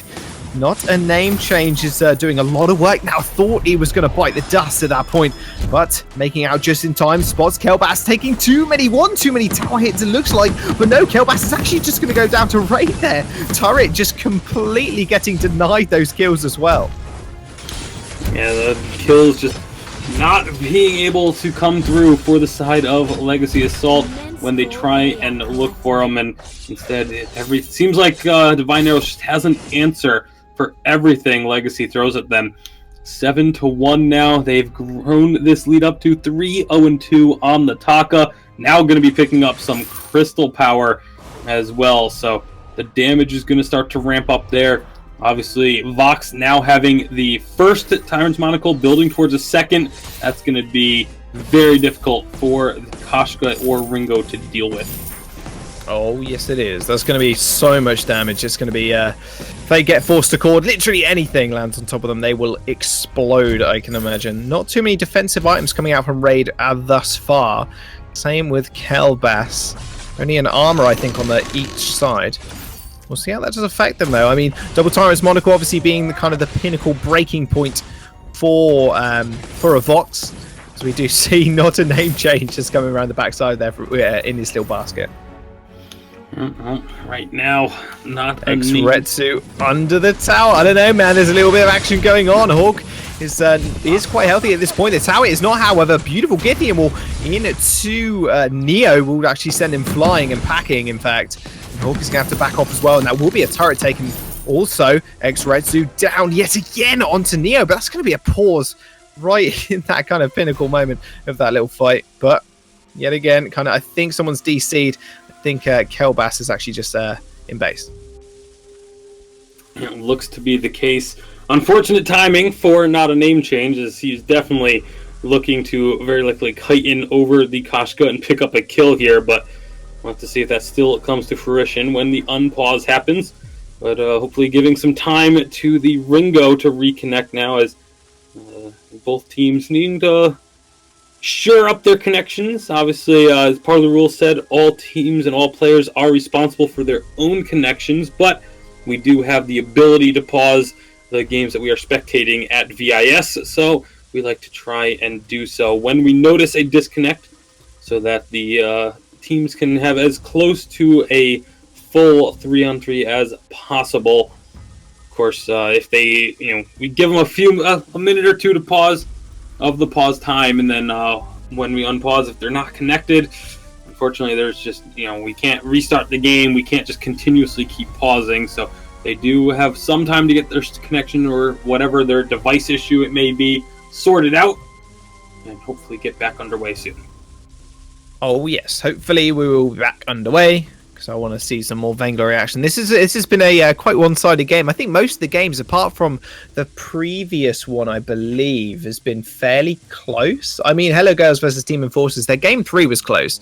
The other two were not so much. And this one is looking all in favor of Divine Eros at the moment. Legacy Assault just kind of fallen by the wayside here. They need to pick up their game, as they will. One of these teams will be knocked out of the tournament if they do not win this best of 3. Absolutely, and in game 1 of this best of 3, so they do have a chance to still. They can still try and turn this one around, but it's going to be very difficult because there's just so much burst, and the targets on the side of Legacy Assault are very squishy, with the exception of the Finn. But if they can't turn this game around, they do still have a chance to turn the series around with game number 2. They can make some adjustments in the draft, perhaps, and try and get off to a better start.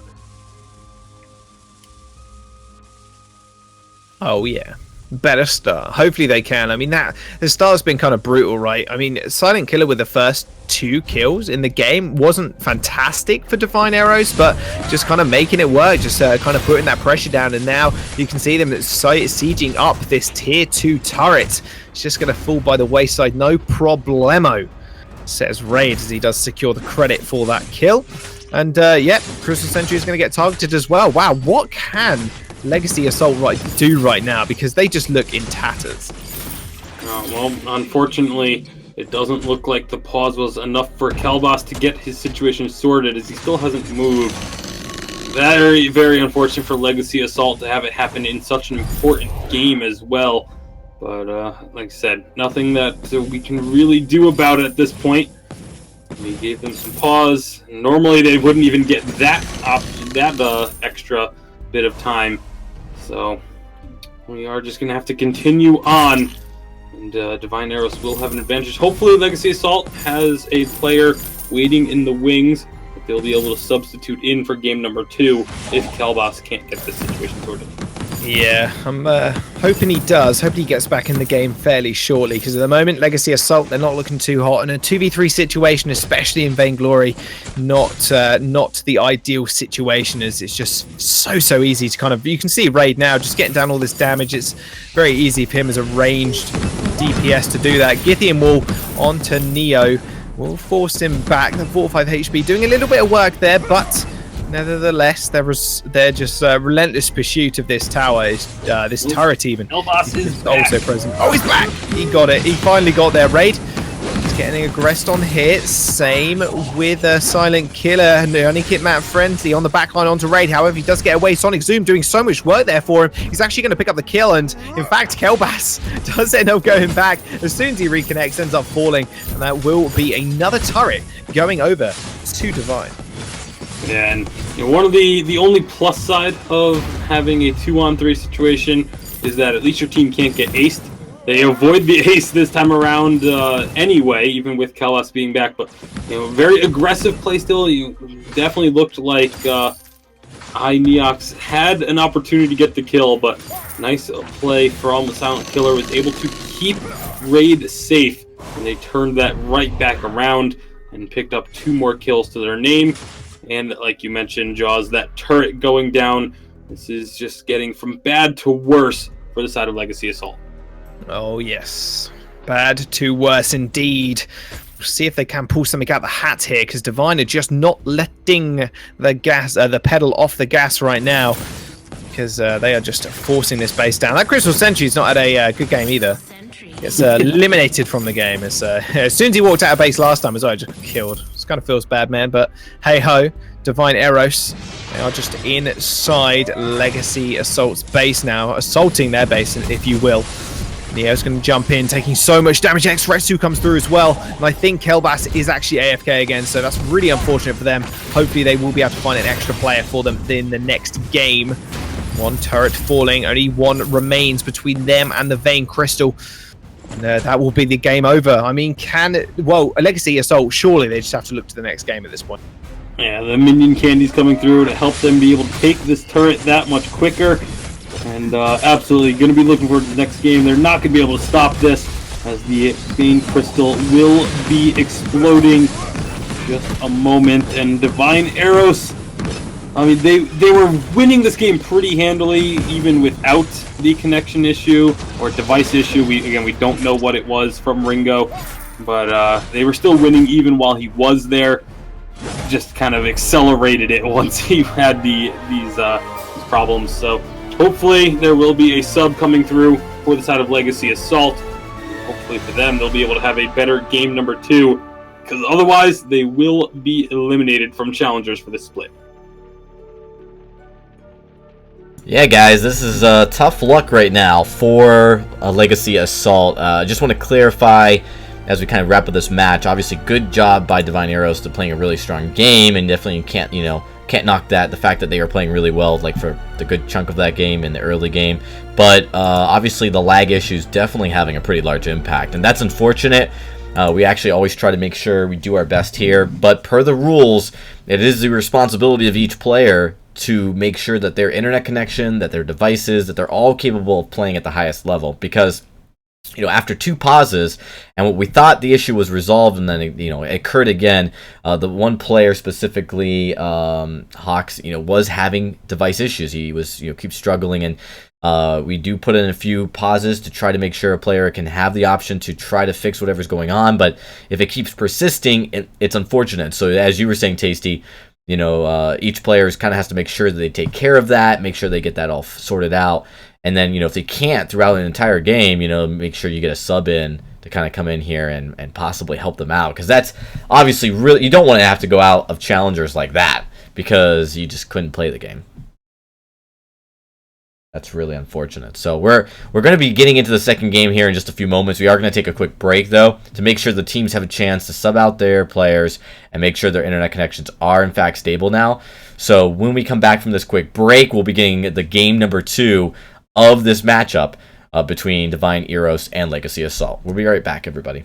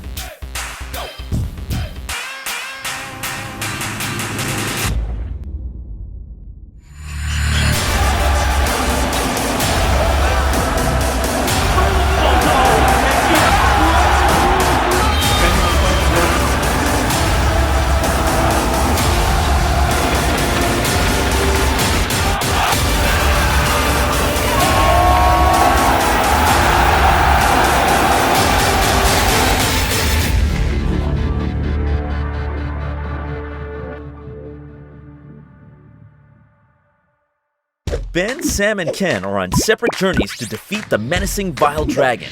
But let's just say luck isn't on their side. If only there was a way for them to find each other and band together. Well, that's why there's Band.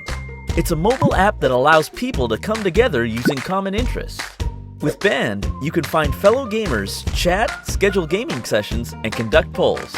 Stage epic battles with friends while sharing videos and photos along the way. So try Band today. Band. Be together.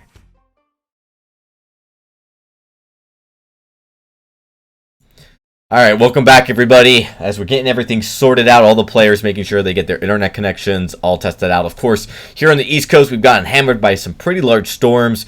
Not surprising that some of the parts of the country might have some internet issues. We obviously trying to be as helpful as possible to give players a chance to test everything out before we get started. So we're going to get started in just a few moments. As the players just look to test their internet connections and their devices here before what could be their last game of VIS Challenger this split. So we definitely want to give that opportunity to them. But really tough start right now for Legacy Assault. Divine Eros looking to come into here and move on to the next round, knocking out this team as we, it's our first match streaming from the loser bracket, so it's definitely kind of exciting to always see the kind of the tension that goes into a match where you have the potential to get knocked out. You may not be moving on. Obviously, a lot of tension here between both of them as they really want to pull something out and get back into this matchup here in a very, very short while. So. Tasty, as we kind of look at that matchup that we just witnessed, how it kind of played out. I mean, not a big surprise. I mean, the ban phase was pretty standard. Short of the internet connection issues that we saw in the early part of the game, definitely looked like very, very strong performance from Divine. That Taka play, he was all over the place, man. Yeah, Taka looked super, super good all throughout this game, really. You got very defensive right off the bat, picked up the Storm Crown, then went straight into an Atlas Pauldron in order to help shut down that Ringo. Ended up not being entirely necessary, but it was working great for the time when it was. And then building into a little bit of crystal power afterwards, just to have that extra burst damage upon jumping in. Everything just seemed to be really clicking for Divine Arrows. Yeah, and that Taka play specifically, just how aggressive they were able to be early on, and the fact that he did go that defense route early really, really helped him. It's something that you see a lot of teams do in the jungle sometimes when they want to be aggressive, but also, sustain a lot of that burst damage you might see from an equally aggressive hero like a Kashka, and it worked out perfectly. Was able to go right into the Kashka, trade 1-for-1. There was a few fights early on where the Taka just really wasn't taking that much damage from the Kashka, but dealing quite a bit in return. So that's something to keep an eye on as we kind of look at how the draft plays out and as well how they play the early games here. Hopefully, though, they can do this without lag. And Jaws, as you kind of saw that, I mean, we can't really talk too much about it. There wasn't a lot to talk about since that end of that game. It did happen pretty abruptly. But that's something that, I think Divine Eros clearly likes to play with that little bit of aggressive approach to the early game. And might be waiting for Jaws to get back in. Hello? Oh, hello. My mic muted. I was talking, but that was my bad. No, we did obviously see Silent Killer going crazy aggressive in the early game with his Lance play. Right, he got 2 kills. That in the early stages for a Lance or just like any tank player is insane, right? But I mean, we could talk about that a bit later. We're going to jump straight into the draft as we do have one player obviously replacing. It will be Twas a Dream now stepping in for Legacy Assault. That will mean pick and ban, and they are on the blue side this time, so they get their first choice of pick, but they also get their first choice of ban, and they do decide to ban away the Fox.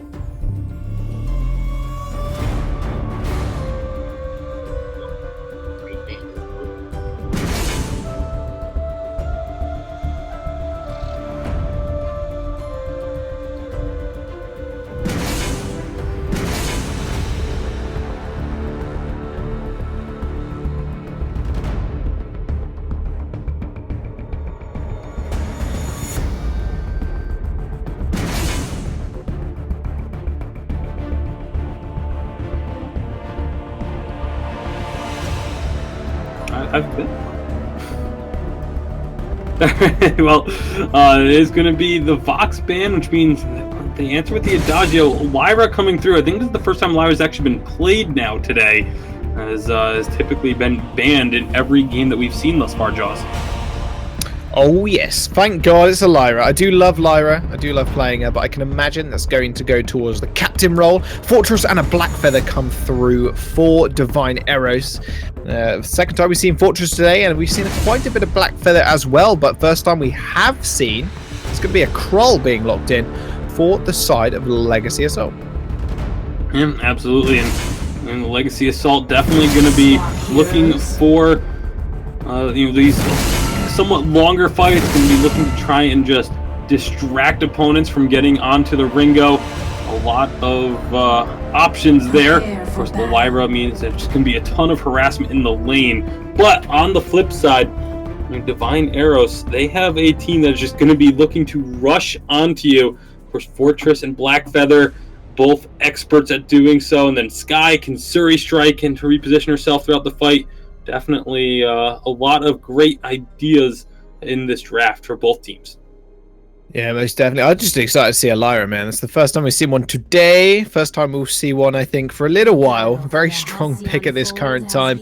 Picking up an unusual contract choice there, Tasty, coming through from the Lyra. Yep, Lyra going to go for the Protector's contract, which, excuse me, definitely a bit of a surprise. Is Ringo, just had his, energy costs increased. Lyra, of course, uses a lot of energy as well, so you'd really expect the Iron Guard to come out there just to keep both of them a little bit topped up, at least on the energy side of things. But we're going to go ahead and just kind of try and get that Protector. It means they're looking for fights early on, or at least expecting fights to come through. Oh yes, indeed. And 'Twas a Dream is already on the assault. However, that's going to be traded up actually for a lot of damage. Divine Eros not afraid to go aggressive early. Neo is here though. You got to watch out. Those coal stacks are going to stack up really fast. Sky's going to have to be really careful. He could just get smited away. In fact, he does. Neo not necessarily smiting him, but first blood coming through already. 1 minute and 13 in. Disrespect. Absolutely. First blood going over. It's going to be the Krull picking it up.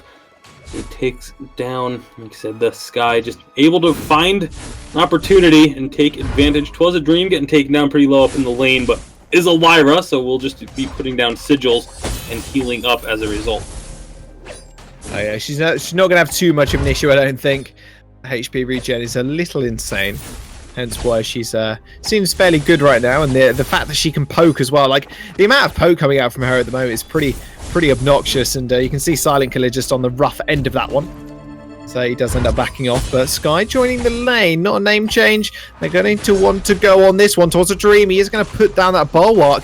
Might be able just to escape here. Black Feather chasing though really hard, actually picks up the kill in the end, and Colbass as well going fairly low. Gatling guns do come out, and yet again, this Sky coming up really big, not a name change. This guy is just popping off on whatever hero he feels like popping off on right now. Just Divine Eros looking so strong coming up against Legacy Assault. Yeah, absolutely. Able to pick up a couple of kills there. The first one was almost a fluke of a kill, it felt like, as not a name change. Just kind of clipped 'Twas a Dream with that last bit of the range on forward barrage. But a kill is a kill. You still get paid the same amount of gold for it, regardless of how you acquire it. So they are going to be looking to build off of this now. Those 2 kills could be giving them a little bit of momentum after losing first blood out to Legacy Assault. Yeah, not going to be an easy time for them, that is for sure. Yet again, just kind of jumping in, testing the waters here. 'Twas a Dream on this Lyra pick. Will this be the first Lyra loss? I mean, that's what I want to know right now. Will it be? No name change. Yet again, already up in the lane with Neo obviously just farming away. Has got the CS deficit as well. I'm actually quite surprised about that, because Krull just known for his farming. Yeah, absolutely. Lots of farm being picked up without really much to stop it. At the same time, you look across the board Not a Name Change still has a little bit more CS than what Kroll's been able to accrue thus far. Goes for the Shiver Steel first item, so going to be trying to slow down targets. That not only makes it easier for Kroll to stick to his target, but also allows then his teammates to be able to output more damage as well. The jungle does intensify 4 minutes in. Shop spawns and the Crystal Sentries make their way out of the base. They do indeed. They're just going to make their way down. Sit there, happy little miners. They'll mine away for a little while. It's going to be a big item coming through from Not a Name Change already, and he's been caught. In fact, Ultimate does come down. Death from above does land on the Ringo. She's going to be able to trade up a lot of damage onto Neo, though. Neo's going to have to be really careful. Does end up backing off. Does not want to take that trade even further. Silent Killer was there. Hasn't got ultimate available, but just enough to dissuade the rest of Legacy Assault. Yep, just barely enough to get them to back off, as obviously they want to try and find picks. They want to try and find fights, but looking at the items, Raid just finished off the Serpent's Mask, so he's going to have a little bit more durability up in this lane. And of course, having that first item completed always feels good. Hellbox going to be waiting still a little longer to be able to grab that Sorrow Blade. At least assume it's going to be a Sorrow Blade first item for the Ringo. Yeah, most definitely. It seems like a more common Ringo build now, just to go the straight up damage. Obviously, having the attack speed steroid in your kit does help a lot. And Raid definitely feeling that. However, overstepping there just a little bit. Though Not a Name Change is going to lay the deck from above, kind of missing there. The Blighted Bulwark as well, doing a lot of work there. Neo jumping in, has not got the backup to kind of follow that one further. Kelbass, obviously half HP, just cannot get in these fights. And definitely having a little bit of trouble to enter, and however, he's going to try and jump in there. Neox, again, having rushing in, but immediately having to run out, as the damage is just too much for him to deal with. Yeah, too great. Raid is going to trade up a little bit of damage on the tower there, but Neo's just been caught once more. He ends up getting taken down, and Not a Name Change just popping off on this Sky right now, 2-1-0. And even Silent Killer is doing a fantastic job of just leading his team around as well, just roaming around with the Sky, is just aiding her in getting all these kills. And you can see Sky now going into the back of the Legacy Assault jungle, stealing away those double camps and getting out safely, using smart pathing to make sure that the Crystal Sentry doesn't get aggroed during that. So they had an idea it was up. You saw, I don't know if you saw on camera, Lyra actually went and threw a sigil down right where Not a Name Change was trying to recall, but it was already gone before that had happened. So good job by Not a Name Change, able to get, again, just any gold advantage you can find. There is going to be the Fountain of Renewal finally completed now for Twas a Dream. Was a dream. Didn't have a dream about that, though. He might have a dream about this a bit later. I mean, my goodness. Or more of a nightmare, in fact. Divine taking a little bit of damage. Death from above does land, does not connect though. Was a dream playing a little risky up in the front line here. Cannot just get the poke damage that the Lyra really just excels that down. Just the amount of continued harass coming out from Divine is just absolutely incredible. Not a Name Change doing so much damage down to Neo. Silent Killer's going to have to back off here, but Not a Name Change is just going to jump in regardless. Doesn't really mind at all. And Neo's actually just going to get taken out. Towards the Dream's going to have to back off really fast. Cannot get the healing down. And Neo just getting taken out yet again by this Sky pick.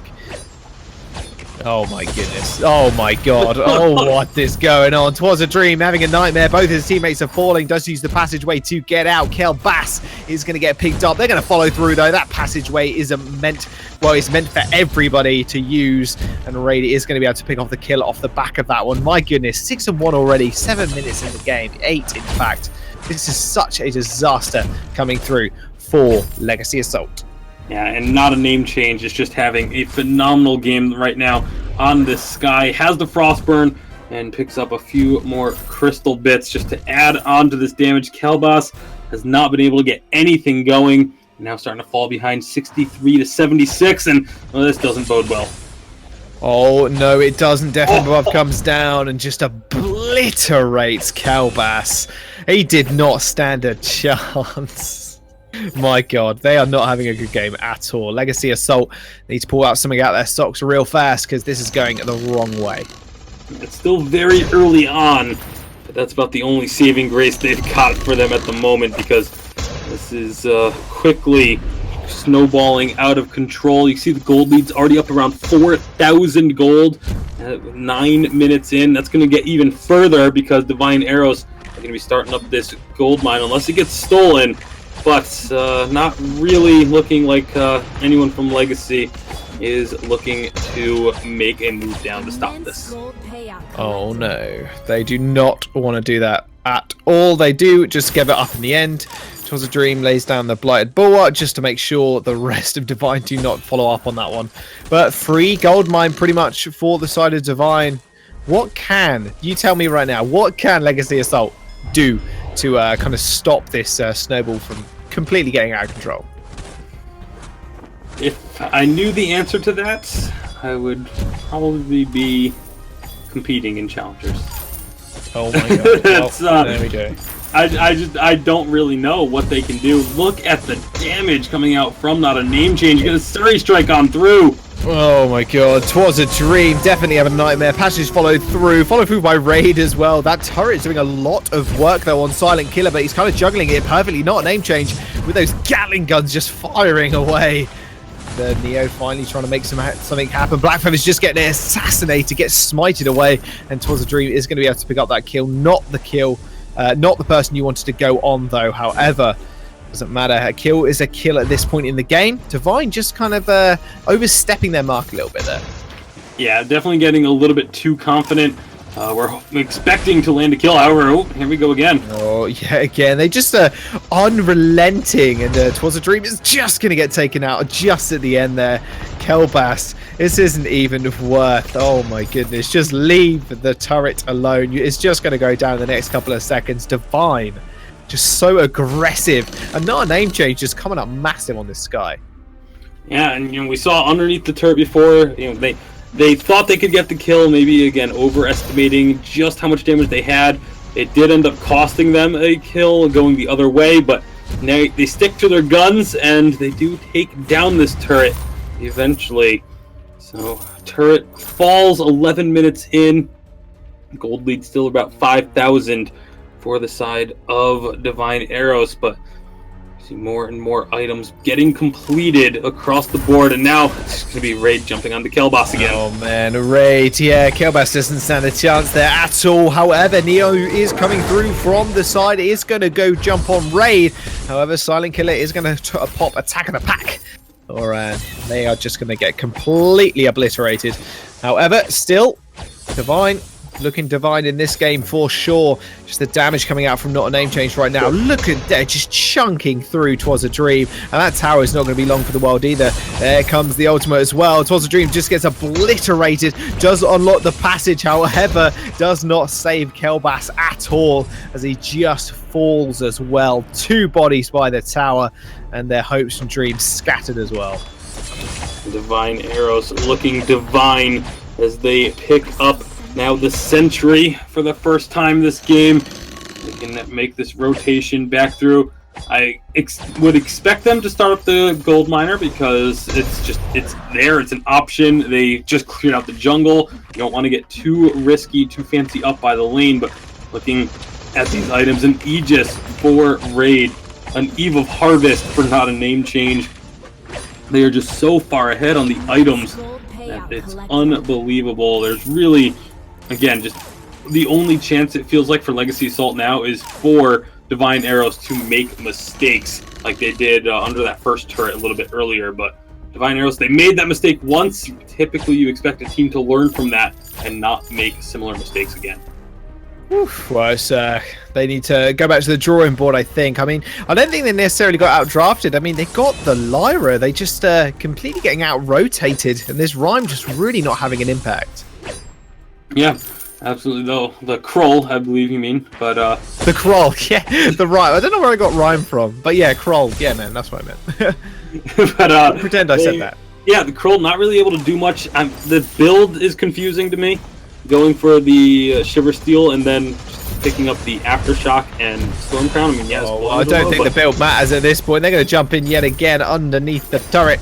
They're going to back off though. Red taking a lot of damage from the turret itself. Got aggro there for a split second. Will end up backing off. Got full HP now though. Was a dream, and Kelbash. Look at that damage. It's just shredding through everybody. Silent Killer is going to jump in underneath the turret. Raid's going to come in as well. Nice ultimate coming through from Not a Name Change. That's actually going to obliterate the backline. Lyra's going to go down. Neo goes down as well. And Kelbash, and I think this is their tournament life on the line here. Legacy Assault. I think you will be a legacy at this point, as it does look like Divine Eros are just going to be able to take this game by storm, I think. And they're going to get both of these turrets. They had minions up there with them, so they got these ace buff minions into the base now. Just not going to get too much done on these crystal turrets, thanks to Lyra getting a shower of gold after using the sigil, but it's still 13-2 now. The gold lead has jumped up to just about 10,000 gold. It's literally about 9,700 or so. So it is just absolute dominance thus far from Divine Eros here in game number 2. And like you said, it's really an issue of just Neox not being able to get involved in these fights, not being able to have really any sort of impact with this Kroll. Kroll is a hero that should be having a ton of impact on these games, but the build, I have to question the build, especially. The Shiver Steel is nice if you're going Weapon Kroll. If you're going Crystal Kroll, you don't really need it as much. And, so just delayed the build by a lot, and so wasn't really able to do much. Well, not being able to do much is Twas a Dream's unfortunate dream there. Just literally getting denied left, right, and centre. Oh.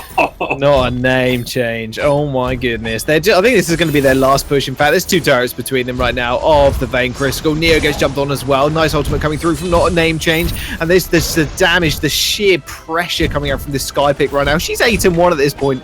Just unreal amounts of damage. And they're just completely ignoring the entire team of Legacy Assault. Just going for that turret. They're going to be able to pick it up as well. Ray's going to be able to back off here, as I think that's going to be the end of it. I mean, can Legacy come back in this game? The only way they do is if Divine Eros gives them the game. Bro, mental proportions for Divine Eros to lose out on this one at this point. Kraken is up, so you got to figure they're just going to be patient, start up this Kraken when they feel like it's they have the opportunity, and then just look to close out the game. May not even need the Kraken though if they find a fight, but Raid going very far forward. Raid going really far forward. However, Silent Killer is here. He has got Attack of the Pack. He is going to probably unlaunch it in a second, but somehow Raid's still alive, and Not a Name Change is going to be here as well. Death from Blood comes through. Doesn't hit anybody. He's actually going to go really low. Just get the shield from the Crucible. Hero kill. There you go. Double kill for the Fortress. Maybe a triple kill almost. It will be. The Captain Fortress gets the triple kill, and that'll be the end of the game. And Divine Eros knocking out Legacy Assault. What a fantastic showing there from Not a Name Change. Just that Sky play has just been incredible from him. Yeah, there was really no chance for Legacy Assault. Once the Sky got rolling, again, the Kroll taking a very unconventional build path. I feel like that really ended up hurting. It just kind of delayed getting some of the core items that they were looking for in this particular situation. The Ringo never really got off the ground either. I mean, you saw that Raid was completely caught out on his own, isolated, and took maybe half to 3/4 of his health. They just couldn't take him down. They didn't have the damage. He was too far ahead, had lots of defense, and of course plenty of sustain for himself. The rest of the team got there, and from that, you see the results on your screen. Yeah, I mean, good game by Divine Eros as they come into this Challenger Series looking really strong. It's the first time we've been able to drop down to the loser bracket, so to even be able to see them play of the last couple of rounds. But they've been working their way through the loser bracket, actually, and doing quite well.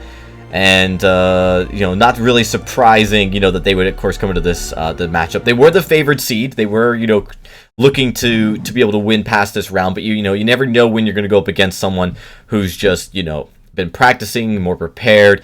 It's like we saw with Enforcers versus Hello Girls, so not the same kind of applies to this team as well. 20 seed versus a 29 seed, and Divine Heroes looking solid. I mean, and the thing you want to look for when you look at a team that's like a much higher seeded team than the team they're going up against is, are they making mistakes? Are they putting themselves in positions of overextending? A little bit of that, but overall, solid performance by Divine Heroes. So with that, guys, we are going to be calling it a night.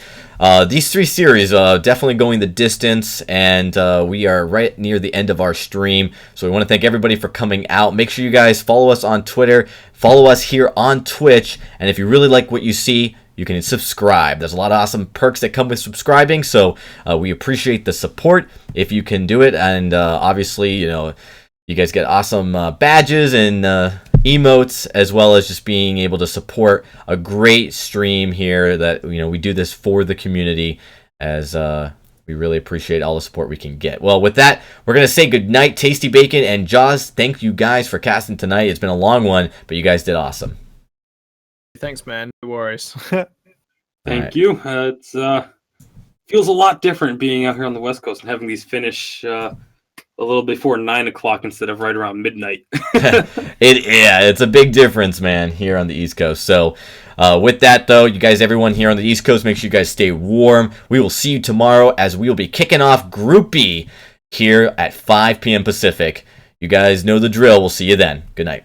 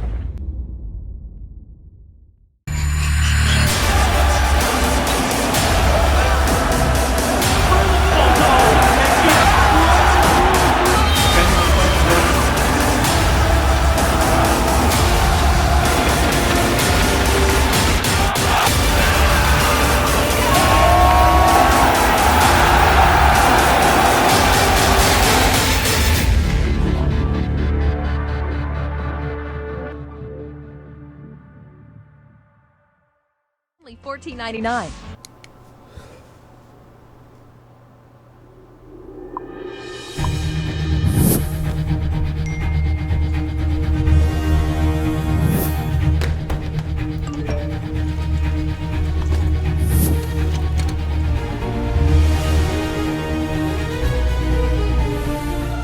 Don't miss the call.